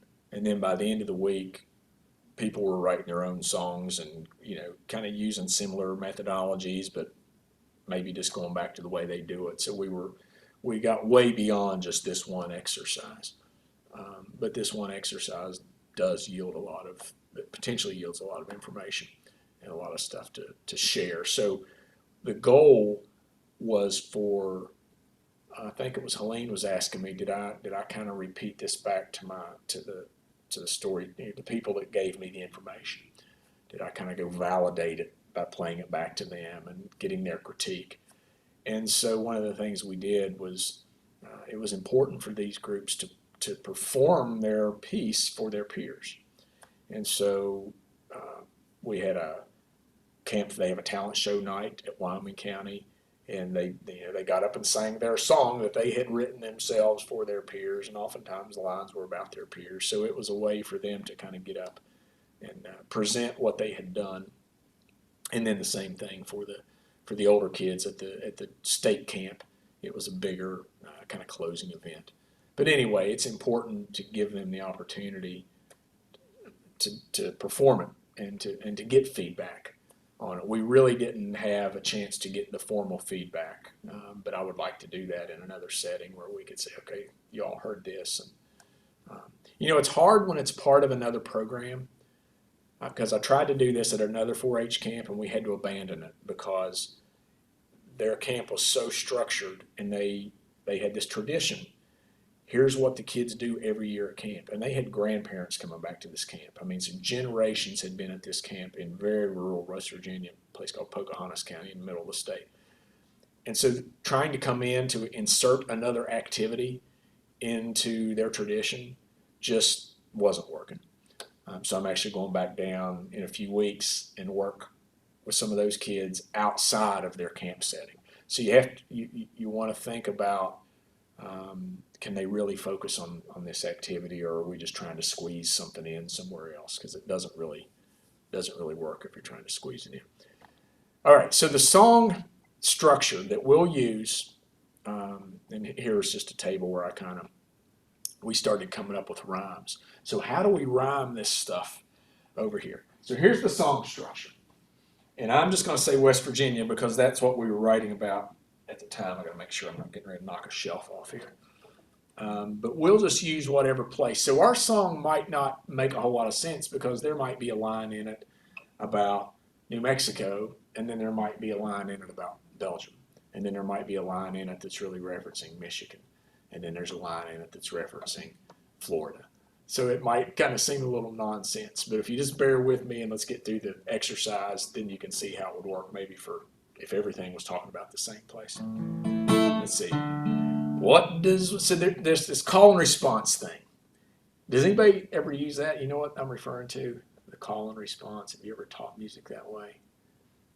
All right. So if I was teaching Tanaya to play guitar by ear, I would say, Tanaya, I'm going to play this. We're going to sit knee to knee. I'm going to be here. You're going to be there. Our knees are going to be touching. And I'm going to go. That's the call. And then Tanaya is going to go. Or she's going to go. And I'll go, okay, you got that part. Let's move on to the next one. So I call, you respond, and the idea is to get you playing it exactly like I play it. Then you can make it your own. You might then go.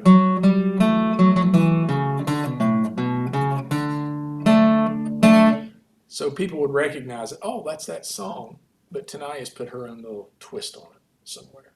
So we call that the call and response.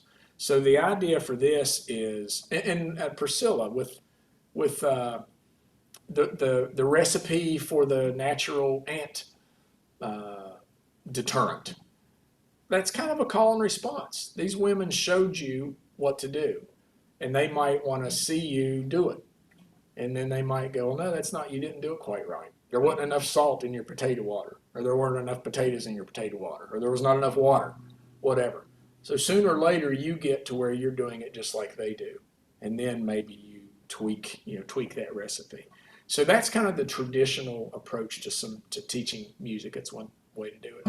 So the call was, I'm going to ask them a musical question. And here was the question.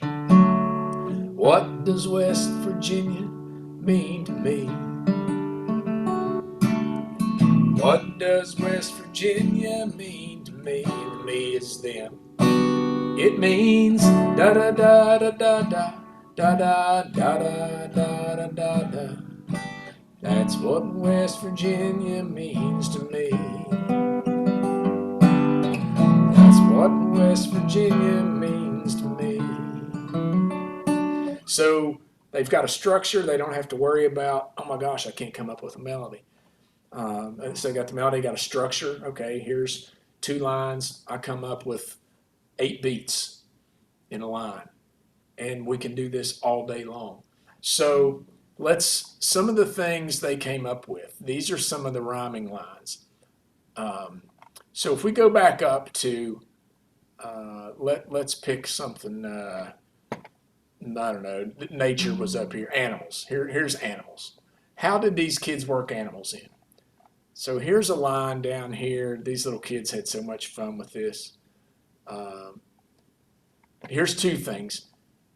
There's a state park nearby that's called Twin Falls State Park. And I basically said, okay, it means riding bikes around Twin Falls. And then I just say, what's a word that rhymes with falls? And they just, hoot owl calls. I mean, it pops out.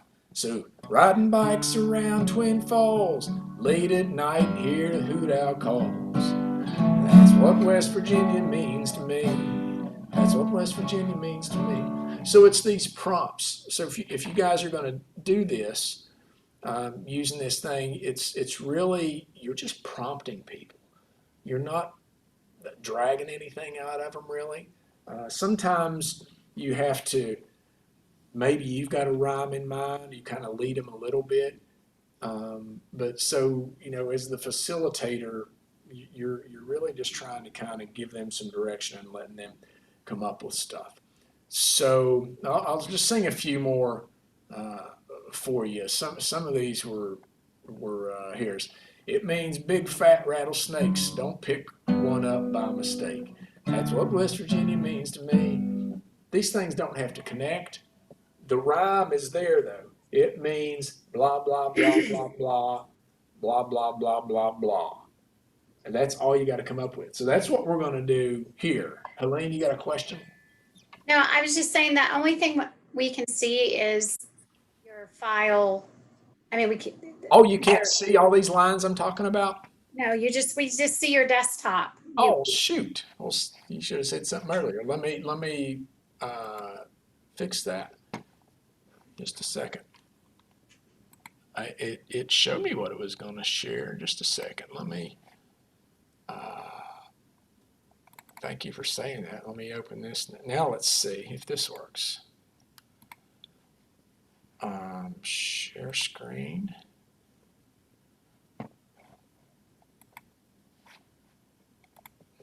Do you see that now? Do you see an article? Yes. Okay, I'm sorry. That's what I was looking at the whole time. I'm sorry you guys didn't see that. I think for what maybe I didn't have it open before I shared it. So anyway, here's this article. I sent this to you guys, and it just gives you an idea of how I went about this. So the lines, for example, here's the descriptions of the settings, these camps where I did these things. Here's the likes. I mean, just there's no rhyme or reason to them. This is just what came down. Some of these things popped up at one more than another setting. Then the dislikes, these were the dislikes over here. So here's what I was just talking about now, this call. What does West Virginia mean to me? What does West Virginia mean? It means, and then there's some kind of blank. So here's what my son came up with one time. He goes, it means old time fiddle tunes down in Glenville every June. There's an old time music festival that we go to. And he really liked going down to that. That's what West Virginia means to me. That's what West Virginia means to me. So here's the rhyme. It means old time fiddle tunes. That's 8 beats if you're a music player. It means 1, 2, 3 down in Glenville every June. So 8 beats. And it really just, when people were freed from having to figure out what the rhyming pattern should be, or freed up from trying to worry about a melody, then they can just come up with rhymes. And I find that people are generally pretty good at coming up with rhymes.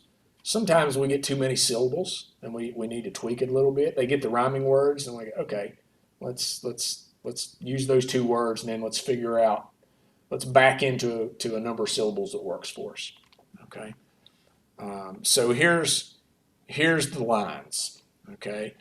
And it means, sometimes I'll say it means, and sometimes I won't. So 4-H camp with my best friends, how I'll hate it when it ends. That's what West Virginia means to me. Climbing big old trees, hope I don't run into bees. That's what West Virginia means to me. Spending time writing stories, some are happy, some are gory. I had this one little girl that she was just like the classic bookworm. Everything out of her mouth was, I'm so weird. Nobody at school likes me because I'm the weirdo. She just had that persona. She had these huge, thick pop bottle glasses. She always had these giant books, and she was just determined she was not going to participate in this, that she was weirder than anybody else around. But when we kind of, was able to facilitate, like she was reading some kind of ghost story book, I was like, okay, this kid likes that stuff.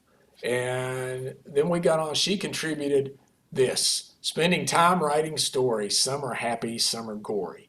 Because I just asked her what she liked to do. She said, I like to write gory stories. So, wow, that's a lot of good rhyming stuff right there. Yeah, that's what and she liked to do it at camp. She came up with another one. Let's see, there was another telling old time spooky tales, the headless logger here in Wales. So that park we mentioned earlier, there was a story about a headless logger in there. So those are the things, as you just being a listener, being able to pick up on something a person likes or has mentioned, teasing out. Some of the more challenging lyrics that came out of this, again, look at the ages on this. I mean, 9 to 13. This was one of the counselors who was participating. This one little kid, he was so upset that people threw their garbage out on the road.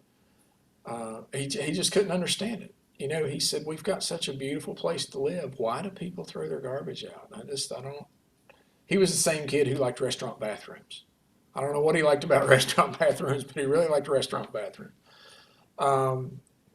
Here, a 13-year-old girl, close the sheath to violence, lift your voice, don't be silenced.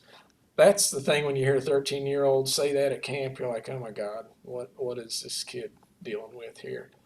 Here was another kid walking by. He wasn't really participating in the workshop. They were taking groups of kids to other workshops to let them see, like for 15 minutes, what happens in other workshops. I asked this kid right off the bat. Grant County is a really rural county. Not a lot. It's a farming county. We don't have a lot of farming counties in West Virginia, but it's one of them. And he just popped this out right away. I gave him an idea for a rhyme, the pattern. It means drugs back home and sinners waiting on their handout dinners. And of course, we had a big conversation about that later on, what that means. But there is a lot packed into that line right there, and this kid just popped this out on the fly walking by. Let's see. Closing down the needle exchange. What a shame. It might make a change. So this was an older one of the camp counselors who was back in Wyoming County and just looking at the efforts to shut down what needle exchange had been started there. It's a big challenge in West Virginia, and I'm sure it is in other places. So anyhow, that's how we turned. These are the lines, so I would encourage you to go back and look at the list of things that we came up with, and then kind of see how they got turned in to these lines. All right, so again, here's the list, the lists of things, and they might not really show up. I don't know, does killers show up in a line? I don't think killers shows up in a line, but this closing the sheath to violence, lifting your voice, don't be silenced, that's probably reflective of that. A lot of nature stuff. All right, so I think we ought to let everybody stretch your legs for like 5 minutes. And Tondi can run down to Whole Foods and grab a snack for us. And then we can jump back in this and see if we can turn some of this stuff into some rhyming lines. Are you guys good with that? Go off mute. Yes. Thumbs up. I'm going to assume that's a yes. All right. We'll be back. Chris, I sent a note. Oh, okay. I'm sorry. Minutes ago. I'm going to have to leave before 4. Okay. Just wanted to let you know. I don't think you saw the note. Oh, no. Okay. Just now seeing that. Okay. All right. Well, Tondi, if you have any questions, basically what we're going to do is try to start putting some of this to rhyme in that pattern. But this article really explains my process, for this way. Now, I don't sit down to write every song like this. This is sitting down trying to engage a group of people about things they're concerned about and writing a song about. But if you have any questions about it at any time, or any of you, you all have my phone number. It's my cell phone. You got my email. I'd love to remain engaged with you on any projects you might be doing. And again, this is just one approach that works for me. It might not work for you, but if you want to try it, that'd be awesome. Okay. Well, I can look you up. I didn't get the list, but I can just search you. I can just search. Oh, I'll just put it in the chat right now. Oh, okay. Yeah, so here's my cell phone. That's my cell phone. And then my emails.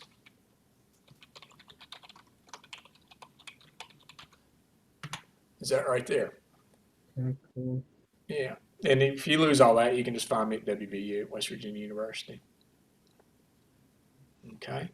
Thanks for Thank you. thanks Thank you for so much. joining in. Yeah, I know this is a hard format to be doing this in, but I appreciate you sticking with it. Hopefully these articles will help you Yeah. make more sense of it.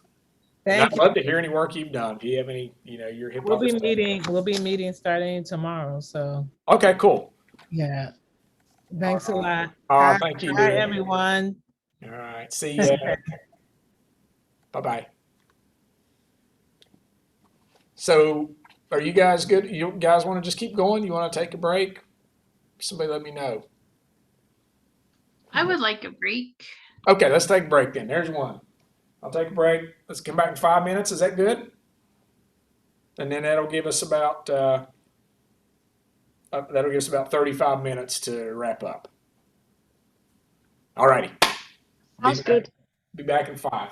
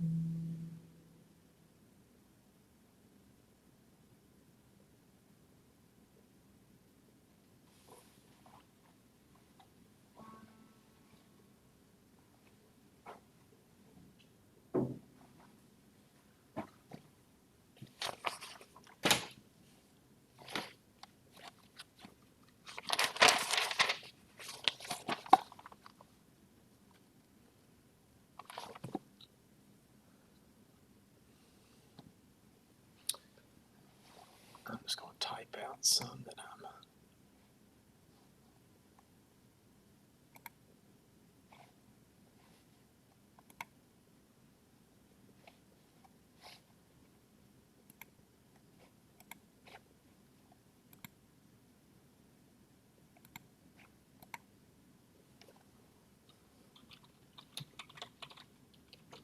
Oh.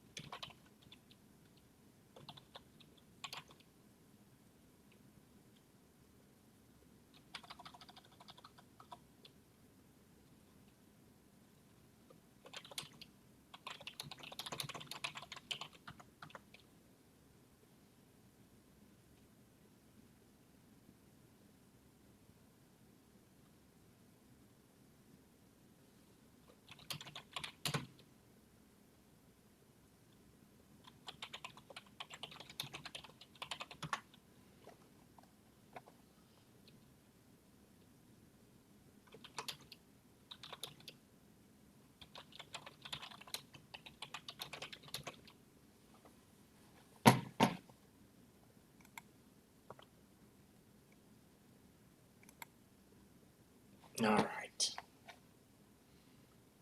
Folks still there? Oh, it's dark over there. Yes, it's now almost 10 in the evening. Oh no.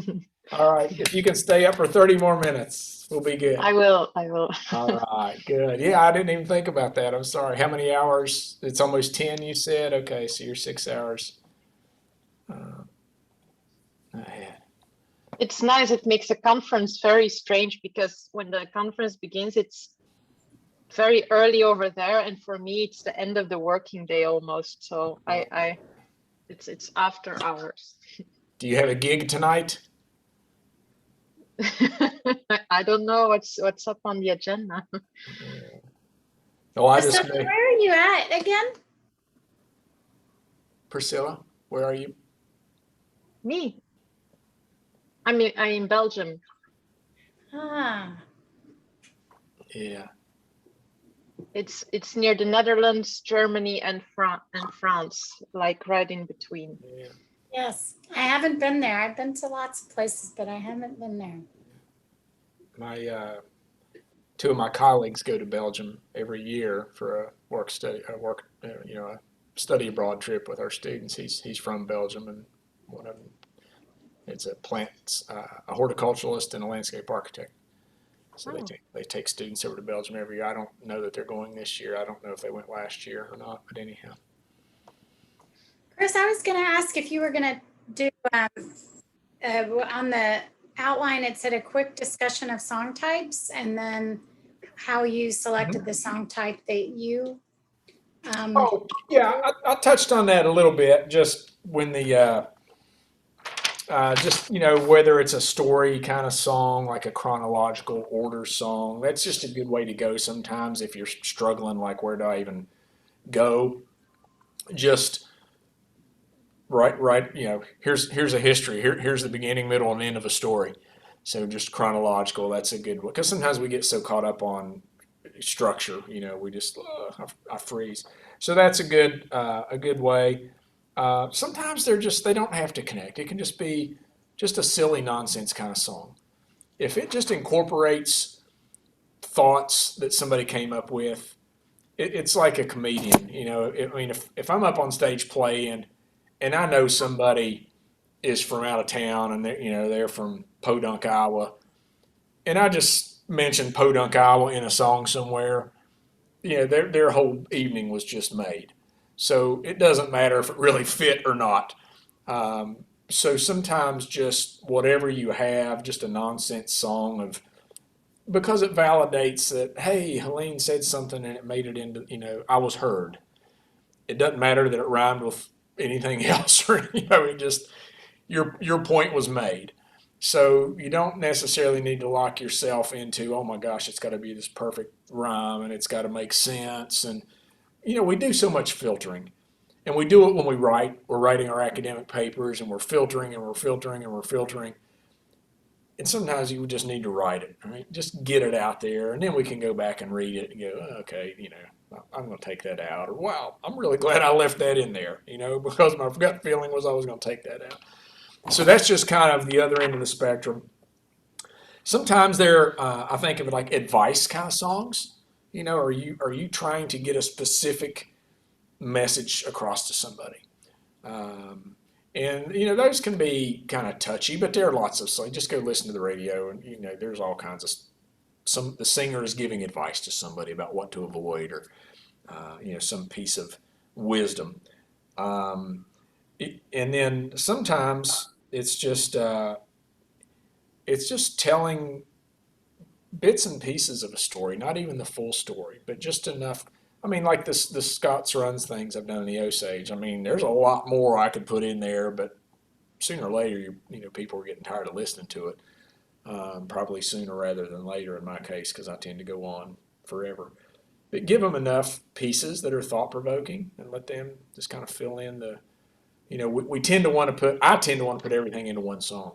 So maybe the information you gather with your stakeholders is like, wow, that's 10 songs worth of material there. I don't have to put everything into one song. So that's kind of what I was getting at, Helene, with just different types of songs. I was just curious if you found that topics lent themselves to using one type over another. Well, yeah. I mean, so like that Ballad of Scott's Run, I mean, that's a history of that community. You know, that's wow. What is Scott's Run and who cares and what about it? So it lent itself to kind of a chronological storytelling. Um, the I'm going to stand in this creek and let the waters cool my feet. There's a bit of a chronology between the first several verses and the last couple of verses. But the first several verses, there's no real chronology in there. It's just things they told me. You know, it's just a bunch of anecdotes. Wow, somebody said this, somebody said that, somebody said this, somebody said that. They might be connected, they might not be. Then there's, okay, you told a bunch of stuff, and now here's kind of a counterpoint to some of those things. So it's not really, you know, there's not really time dependent so much, other than in the process a little bit, maybe. So it's something that you, as a songwriter, decide yourself. That's not something you ask for the. Yeah, no, it was, I mean, they told me for this case that they said, we want people to know about Osage and how it connects to Arthurdale, which was the other, you know, the community that was being created. They just wanted some kind of connection there because there was Osage and there was Arthurdale. And in Osage, you weren't going to get the full Arthurdale story. And in Arthurdale, you weren't going to get the full Osage story. You got, here's what happened. All these people came from Osage. And then it starts there for them. The people in Osage aren't so interested in telling the Arthurdale story for them. And the people in Arthurdale aren't interested in telling the Osage story for them. So, you know, they kind of wanted, here's what we want to tell you. And, you know, and I don't think they sat down, Helene, and, you know, wrote their big list of things. It's just as I'm talking to them, and they're talking to each other. You know, oh, yeah, remember this? You know, and I'm just listening. I'm listening to conversations between two people from the same community, five people from the same community, and they're recounting stories they've told thousands of times. And then, you know, I'm picking up on it. And then when they hear me say it back, they're kind of hearing it with new ears. Like, oh, wow. Yeah, I guess it does kind of sound like that. Or, American. you know, I didn't think, again, I didn't think you heard me mention that or picked up on that little piece. So by having people talking amongst themselves, you can get a lot of stuff from it. Did that help? Give you some ideas? Yes, it sounds like that you had them verify the content, but then you as the artist, the songwriter, that was all of your choosing. Yeah, they didn't pick a melody. They didn't tell me a structure. They told me the information. And so that's what I was kind of getting at with Priscilla earlier. Uh, I am injecting myself into it, you know, because that's just, I mean, I don't see how you cannot, I don't see how an actor cannot, you know, their portrayal of a script is coloring my perception of the script. You know, I mean, it just can't not do that, right? So I could tell the exact Very same thing. different. Yeah, Somebody else wrote the song, right? Even if they use the same content. yeah. If I wrote it or someone else in this conference wrote it, it would probably sound very, very different just because of their own musical choices. Yeah, yeah. I mean, if Tondi did a hip hop piece on it, you know, I mean, we might be telling the exact same thing, but she's telling it in a way different dialect than I am, you know, with what I'm using. So that's what I'm just, you know, this is a way that works for me, and I think it could work for anybody, just to get the fodder out there, just to get the building blocks. And then, because we could take these building blocks over here and we could all come up with, however many of us are there, 5 or 6 different songs that are all saying the same thing, but they're saying it very differently, and it's going to resonate with somebody more than it resonates with another person based on what version they're hearing. Yeah. So let's try to come up with some lines. All right, just to kind of see how this works. I came up with about 5 or 6, just looking at this list, and here's kind of where my mind went. So This is where it gets a little challenging. So here's the beat again, and I'm just going to say where you're living instead of West Virginia. So it'll be, what does where you're living mean to you? Dun, dun. What does where you're living mean to you? It means da da da da da da da da da da da da da da. So 8 beats. That's what where you're living means to you.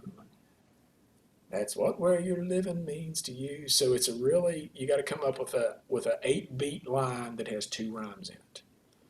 All right. So if we go back, I'll give you an example. It means old time fiddle tunes every 3rd weekend in June.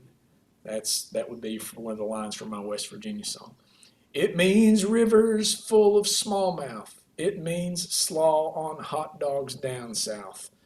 In West Virginia, there's an imaginary line called the slaw line, where people put slaw on their hot dogs or they don't put slaw on their hot dogs. And it's a big thing in West Virginia. So it means rivers full of smallmouth. There's a lot of smallmouth bass fishing. It means slaw on hot dogs down south. So the two rhymes there. All right, so if we look at our lines over here, and I'll point this over, I don't know what you can see, but we have whatever this means. This is Whole Foods and Trader Joe's. Can you guys see me there? I can't. It's not, I'm not seeing what you're seeing anymore for some reason. But you see that, Helene? Do you see me? Yeah, I can't see what's on the board. It's Okay, well, as long as you can see me. So this was the Whole Foods, the Trader Joe's, liberal community, beautiful beaches, history, architecture, culture, family love, bread, community events, neighbors, forests, sunshine. So those were some of the things. So I'm going to type some of these in here. These were some of the likes.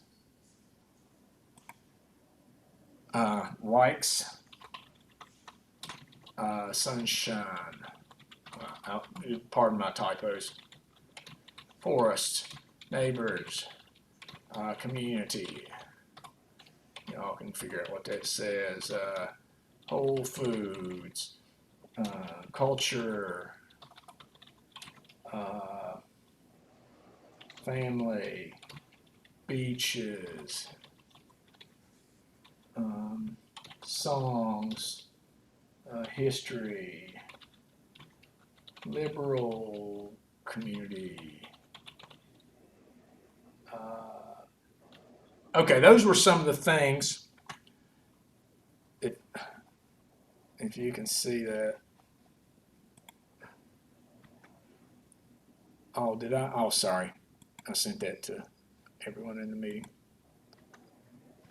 There, you should have a thing in the chat now. Those are some of the things. So who wants to take a stab at something?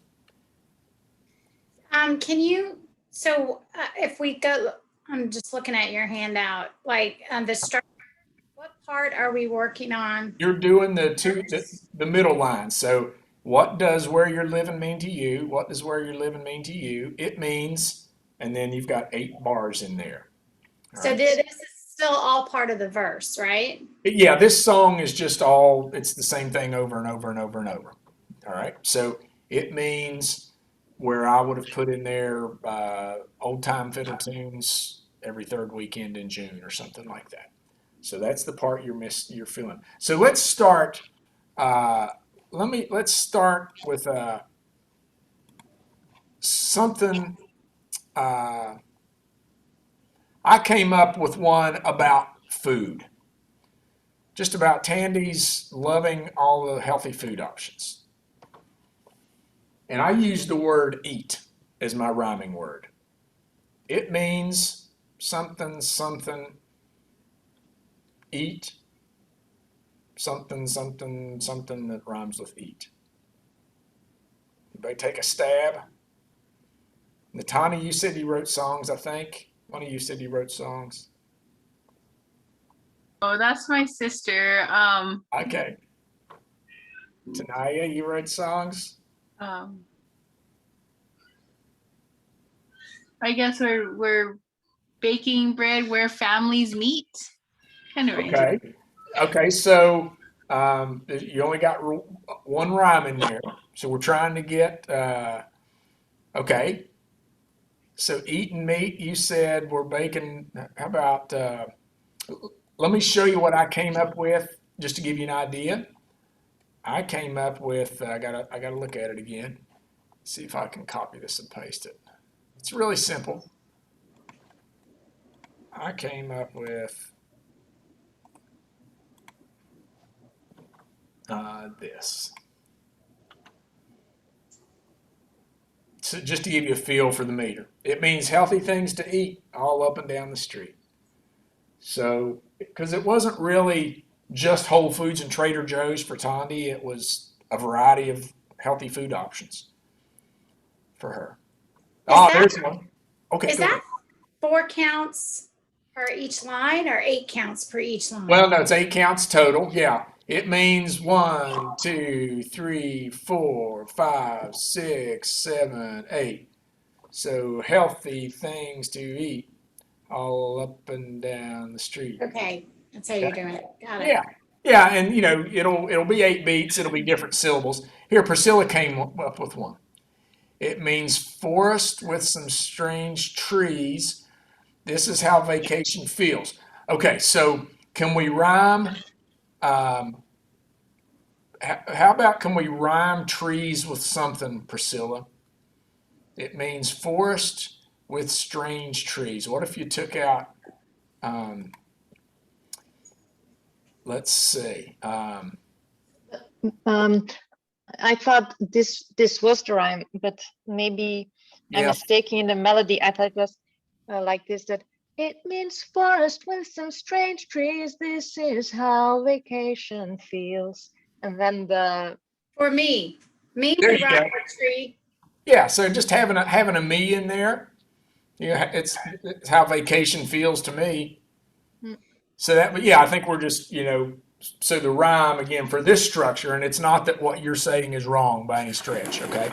okay. It's just trying to, so if we did, it means forest with some strange trees, and I'm going to copy this. Let's see if I can do this here.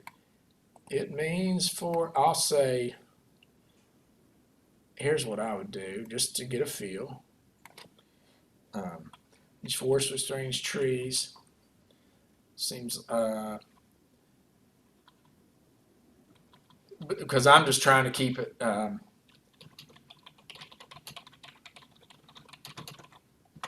here's maybe a way to do that. I can't, it means forest with strange trees, seems like vacation time to me. So that's just keeping it in that meter. But that was the idea. Yeah. I mean, because you just said forest up here, and so now in your line, you've kind of fleshed out a little more about the forest. All right. Good. Good. Somebody else got one? I came up with like 5 or 6. Just don't think about them too much. Just try to get that rhyme in there. Here's one I came up with. So, Oh, go ahead. Yep. Where are you?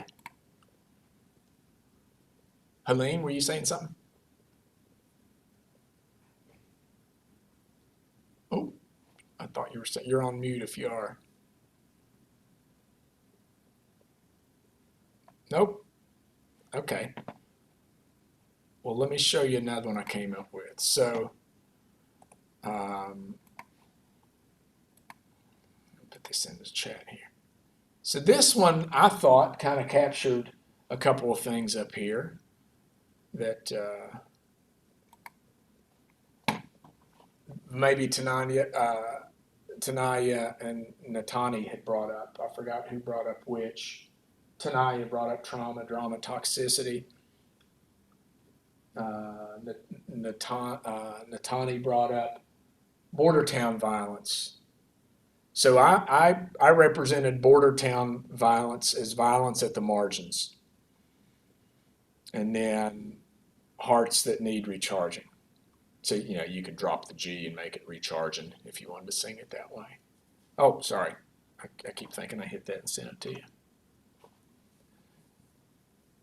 So Tanaya and Natani, does that capture any of the stuff that you guys talked about? I really liked how you put that together. I see like my sister had picked up on different things from our community, but I think that what you wrote captures it. Thank you. Oh yeah. I mean, it's just, you know, it's a way to think, okay, border town is maybe kind of a hard thing to put in there, you know, a hard rhyme, but margins, you know, that kind of got, and for me, the margin is also people living on the margins, not necessarily a border town margin, but just living on the margins of society. So that word margins has a lot of meaning to me. So that's an idea. Again, it's just, you know, it's one, and I really tried to not edit these while I'm doing them and just write them down. Does anybody have another one? Somebody share something. Come on, you can do it. You can do it. Or pick one that you would like to try and let's see if we can come up with.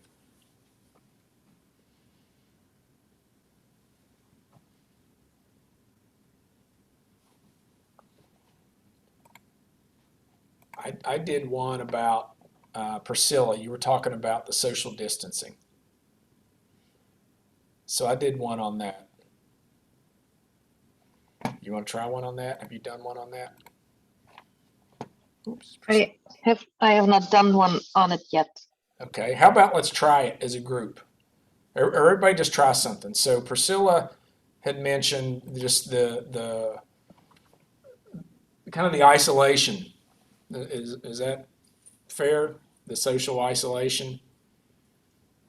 Priscilla, does that capture the social? Okay. Yeah. So, you know, social isolation is not really on our list, but it was the distance from people. So I came up with one based on that. And I'll be glad to share. And I'll tell you the rhyme word. Let me tell you the rhyme word.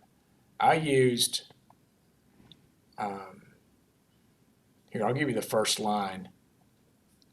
And let's see how you might finish that.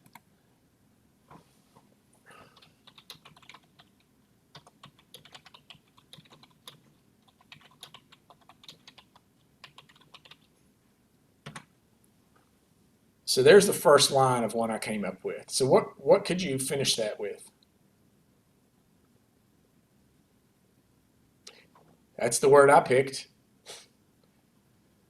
Yeah. So what would you put in before that? How would you wind it up with ending?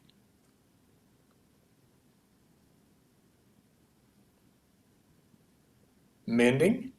Oh, that's good. You got a complete line that would end in mending, Natani? Or Priscilla, do you have a complete line that would end in ending? See if you can come up with something. I'll have to think. It's so hard for me to think on the fly. Tanaya, I've got a heart that needs mending. Okay. Yeah, so it means alone time I am spending. I've got a heart that needs, I might put some mending, some, just to keep it, or, you know, how my poor heart needs some mending. I've got a heart that needs some mending. Yeah, that's great. I didn't go that direction. That's not what popped into my head. Feels so dragging, never ending. All right, Priscilla, here's what I had that's very close to you. Let me put this in here. So here's what I had written as the alone time I've been spending on and on. It's, you know, seems never ending, feels so dragging, never ending. So we're kind of on the same page with that one. The mending is really taking it in a different direction. I mean, the mending, oh, I'm sorry. I can never hit enter there. So there was the line I came up with. I like this because this kind of implies this. I mean, I've got a heart that needs mending. It's like, man, this is going on and on and on. I need for this to be over. I need some help. So those are both good ones. I like those. Let's see. So I got one here. Let me give you a first line. This is kind of a fun way to do this. Here's a first line I came up with for another one.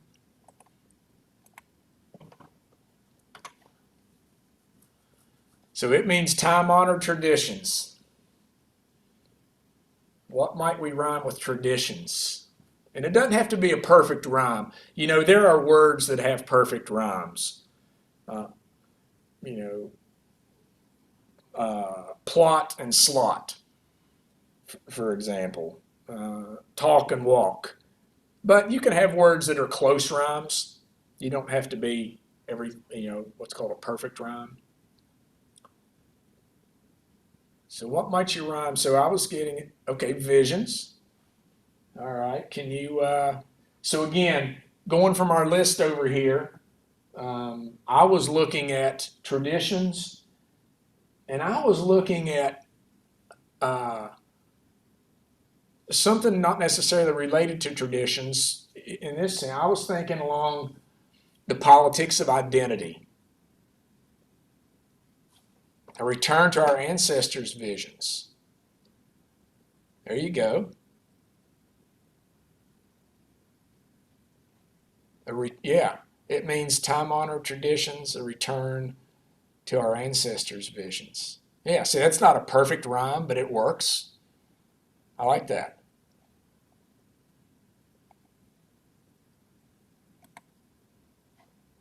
So see if you can come up with something. Let me challenge you. So this line, Tanaya, is related to this line. I mean, it's kind of it's carrying on that idea. So I came up with a line that was kind of counter to that idea about racism and identity politics. Anybody come up with something different? Maybe a different word than visions? Can you come up with another word that we might use?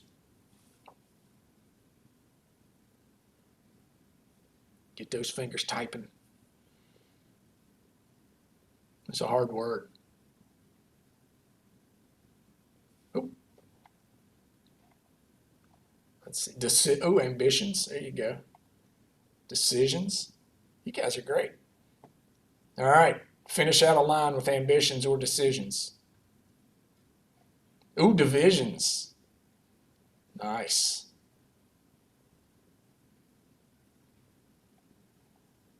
Decisions, divisions, and ambitions. That's a closer rhyme because it ends in the T-I-O-N-S. But this probably flows out of the mouth a little easier. So as you get into this stuff, you start thinking about what is more singable as well. All right, can you finish up a line with those? It means time-honored traditions. Oops, sorry. Where's the line? It means time-honored traditions.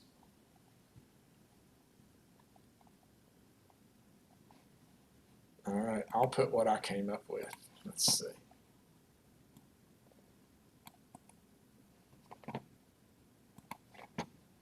Here's what popped into my head.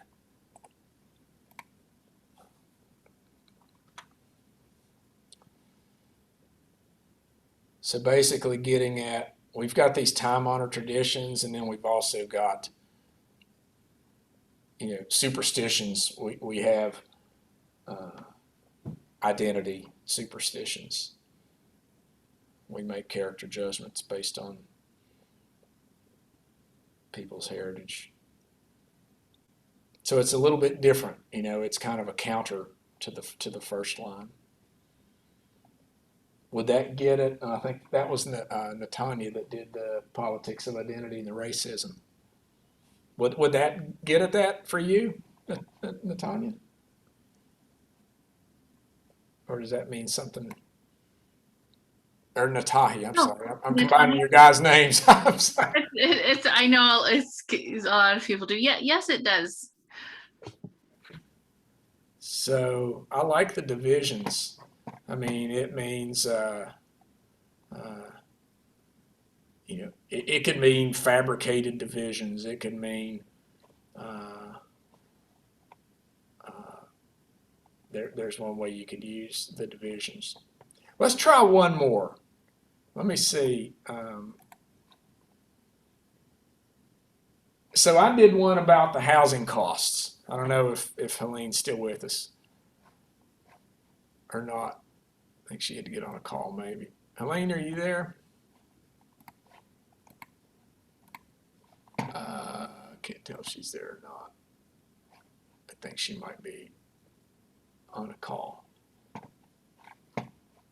So here's what I did for one of Helene's.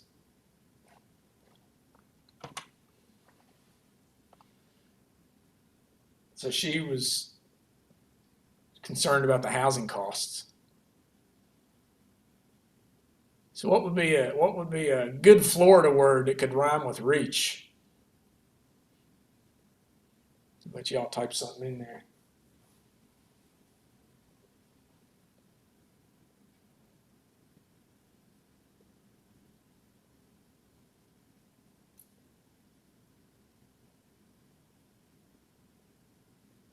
Priscilla, you got anything to rhyme with reach? Teach. Okay. Anything else?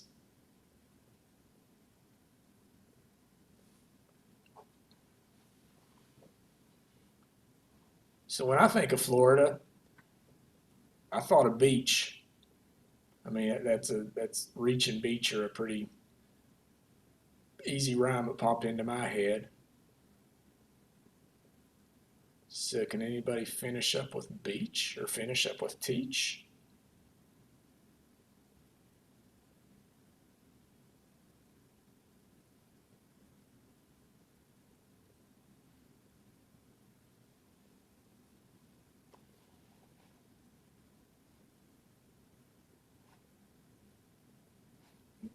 All right.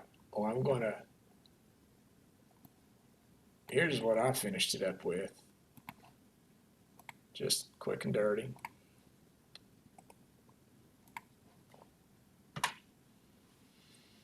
It means housing out of reach for most out on the beach. Kind of playing on out. The word out twice. Basically just saying most people there can't afford to live there. These are visitors who are coming down and I did one more. Let's see. Yeah, here's the last one I did. So I guess I did 6.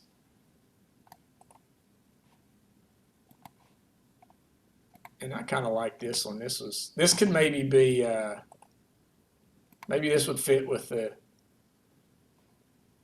hip hop thing or something. So we talked about fracking. Somebody brought up fracking. That was Natani. Did I get it right that time? Brought up fracking. So environmental justice if our practices don't bust us. Basically, what I'm thinking there is if it's not too late, we're not taking very good care of home. I don't think so. All right, guys, we've been at this for a while now, so let's wrap it up. I'm glad to answer any questions. I really appreciate your participating. It's been a challenging way to do this, but hopefully it's given you some ideas for how you might incorporate some of this into your work. And I'd love to stay in touch with you. hear what projects you're working on. If you have any ideas for collaborating on stuff, I'm all about that. So if you have any closing things to say or comments, I don't know if you guys are supposed to do some kind of a workshop evaluation. Does anybody have any news on that? I think they usually do, but I don't know if you've been given something officially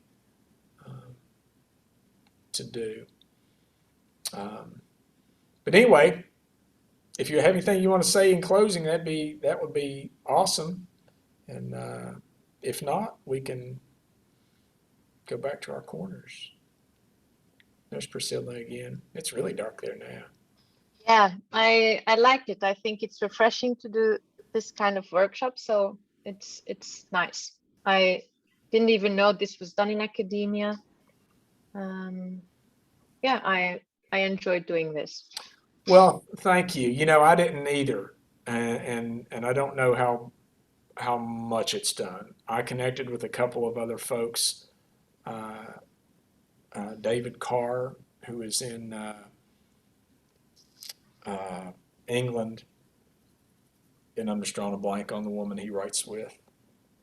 I'll find their information and send that to you guys because they usually come to this conference. I don't know how we were both at this conference and never found each other. You know, that was the thing. They were doing similar stuff and I'm doing this stuff, and the three of us never crossed paths. So that's the danger of a large conference, right? Because you have no idea. But anyway, I appreciate you being here, and hope things get better for you over there. I hope you can meet your neighbors soon. That would be lovely.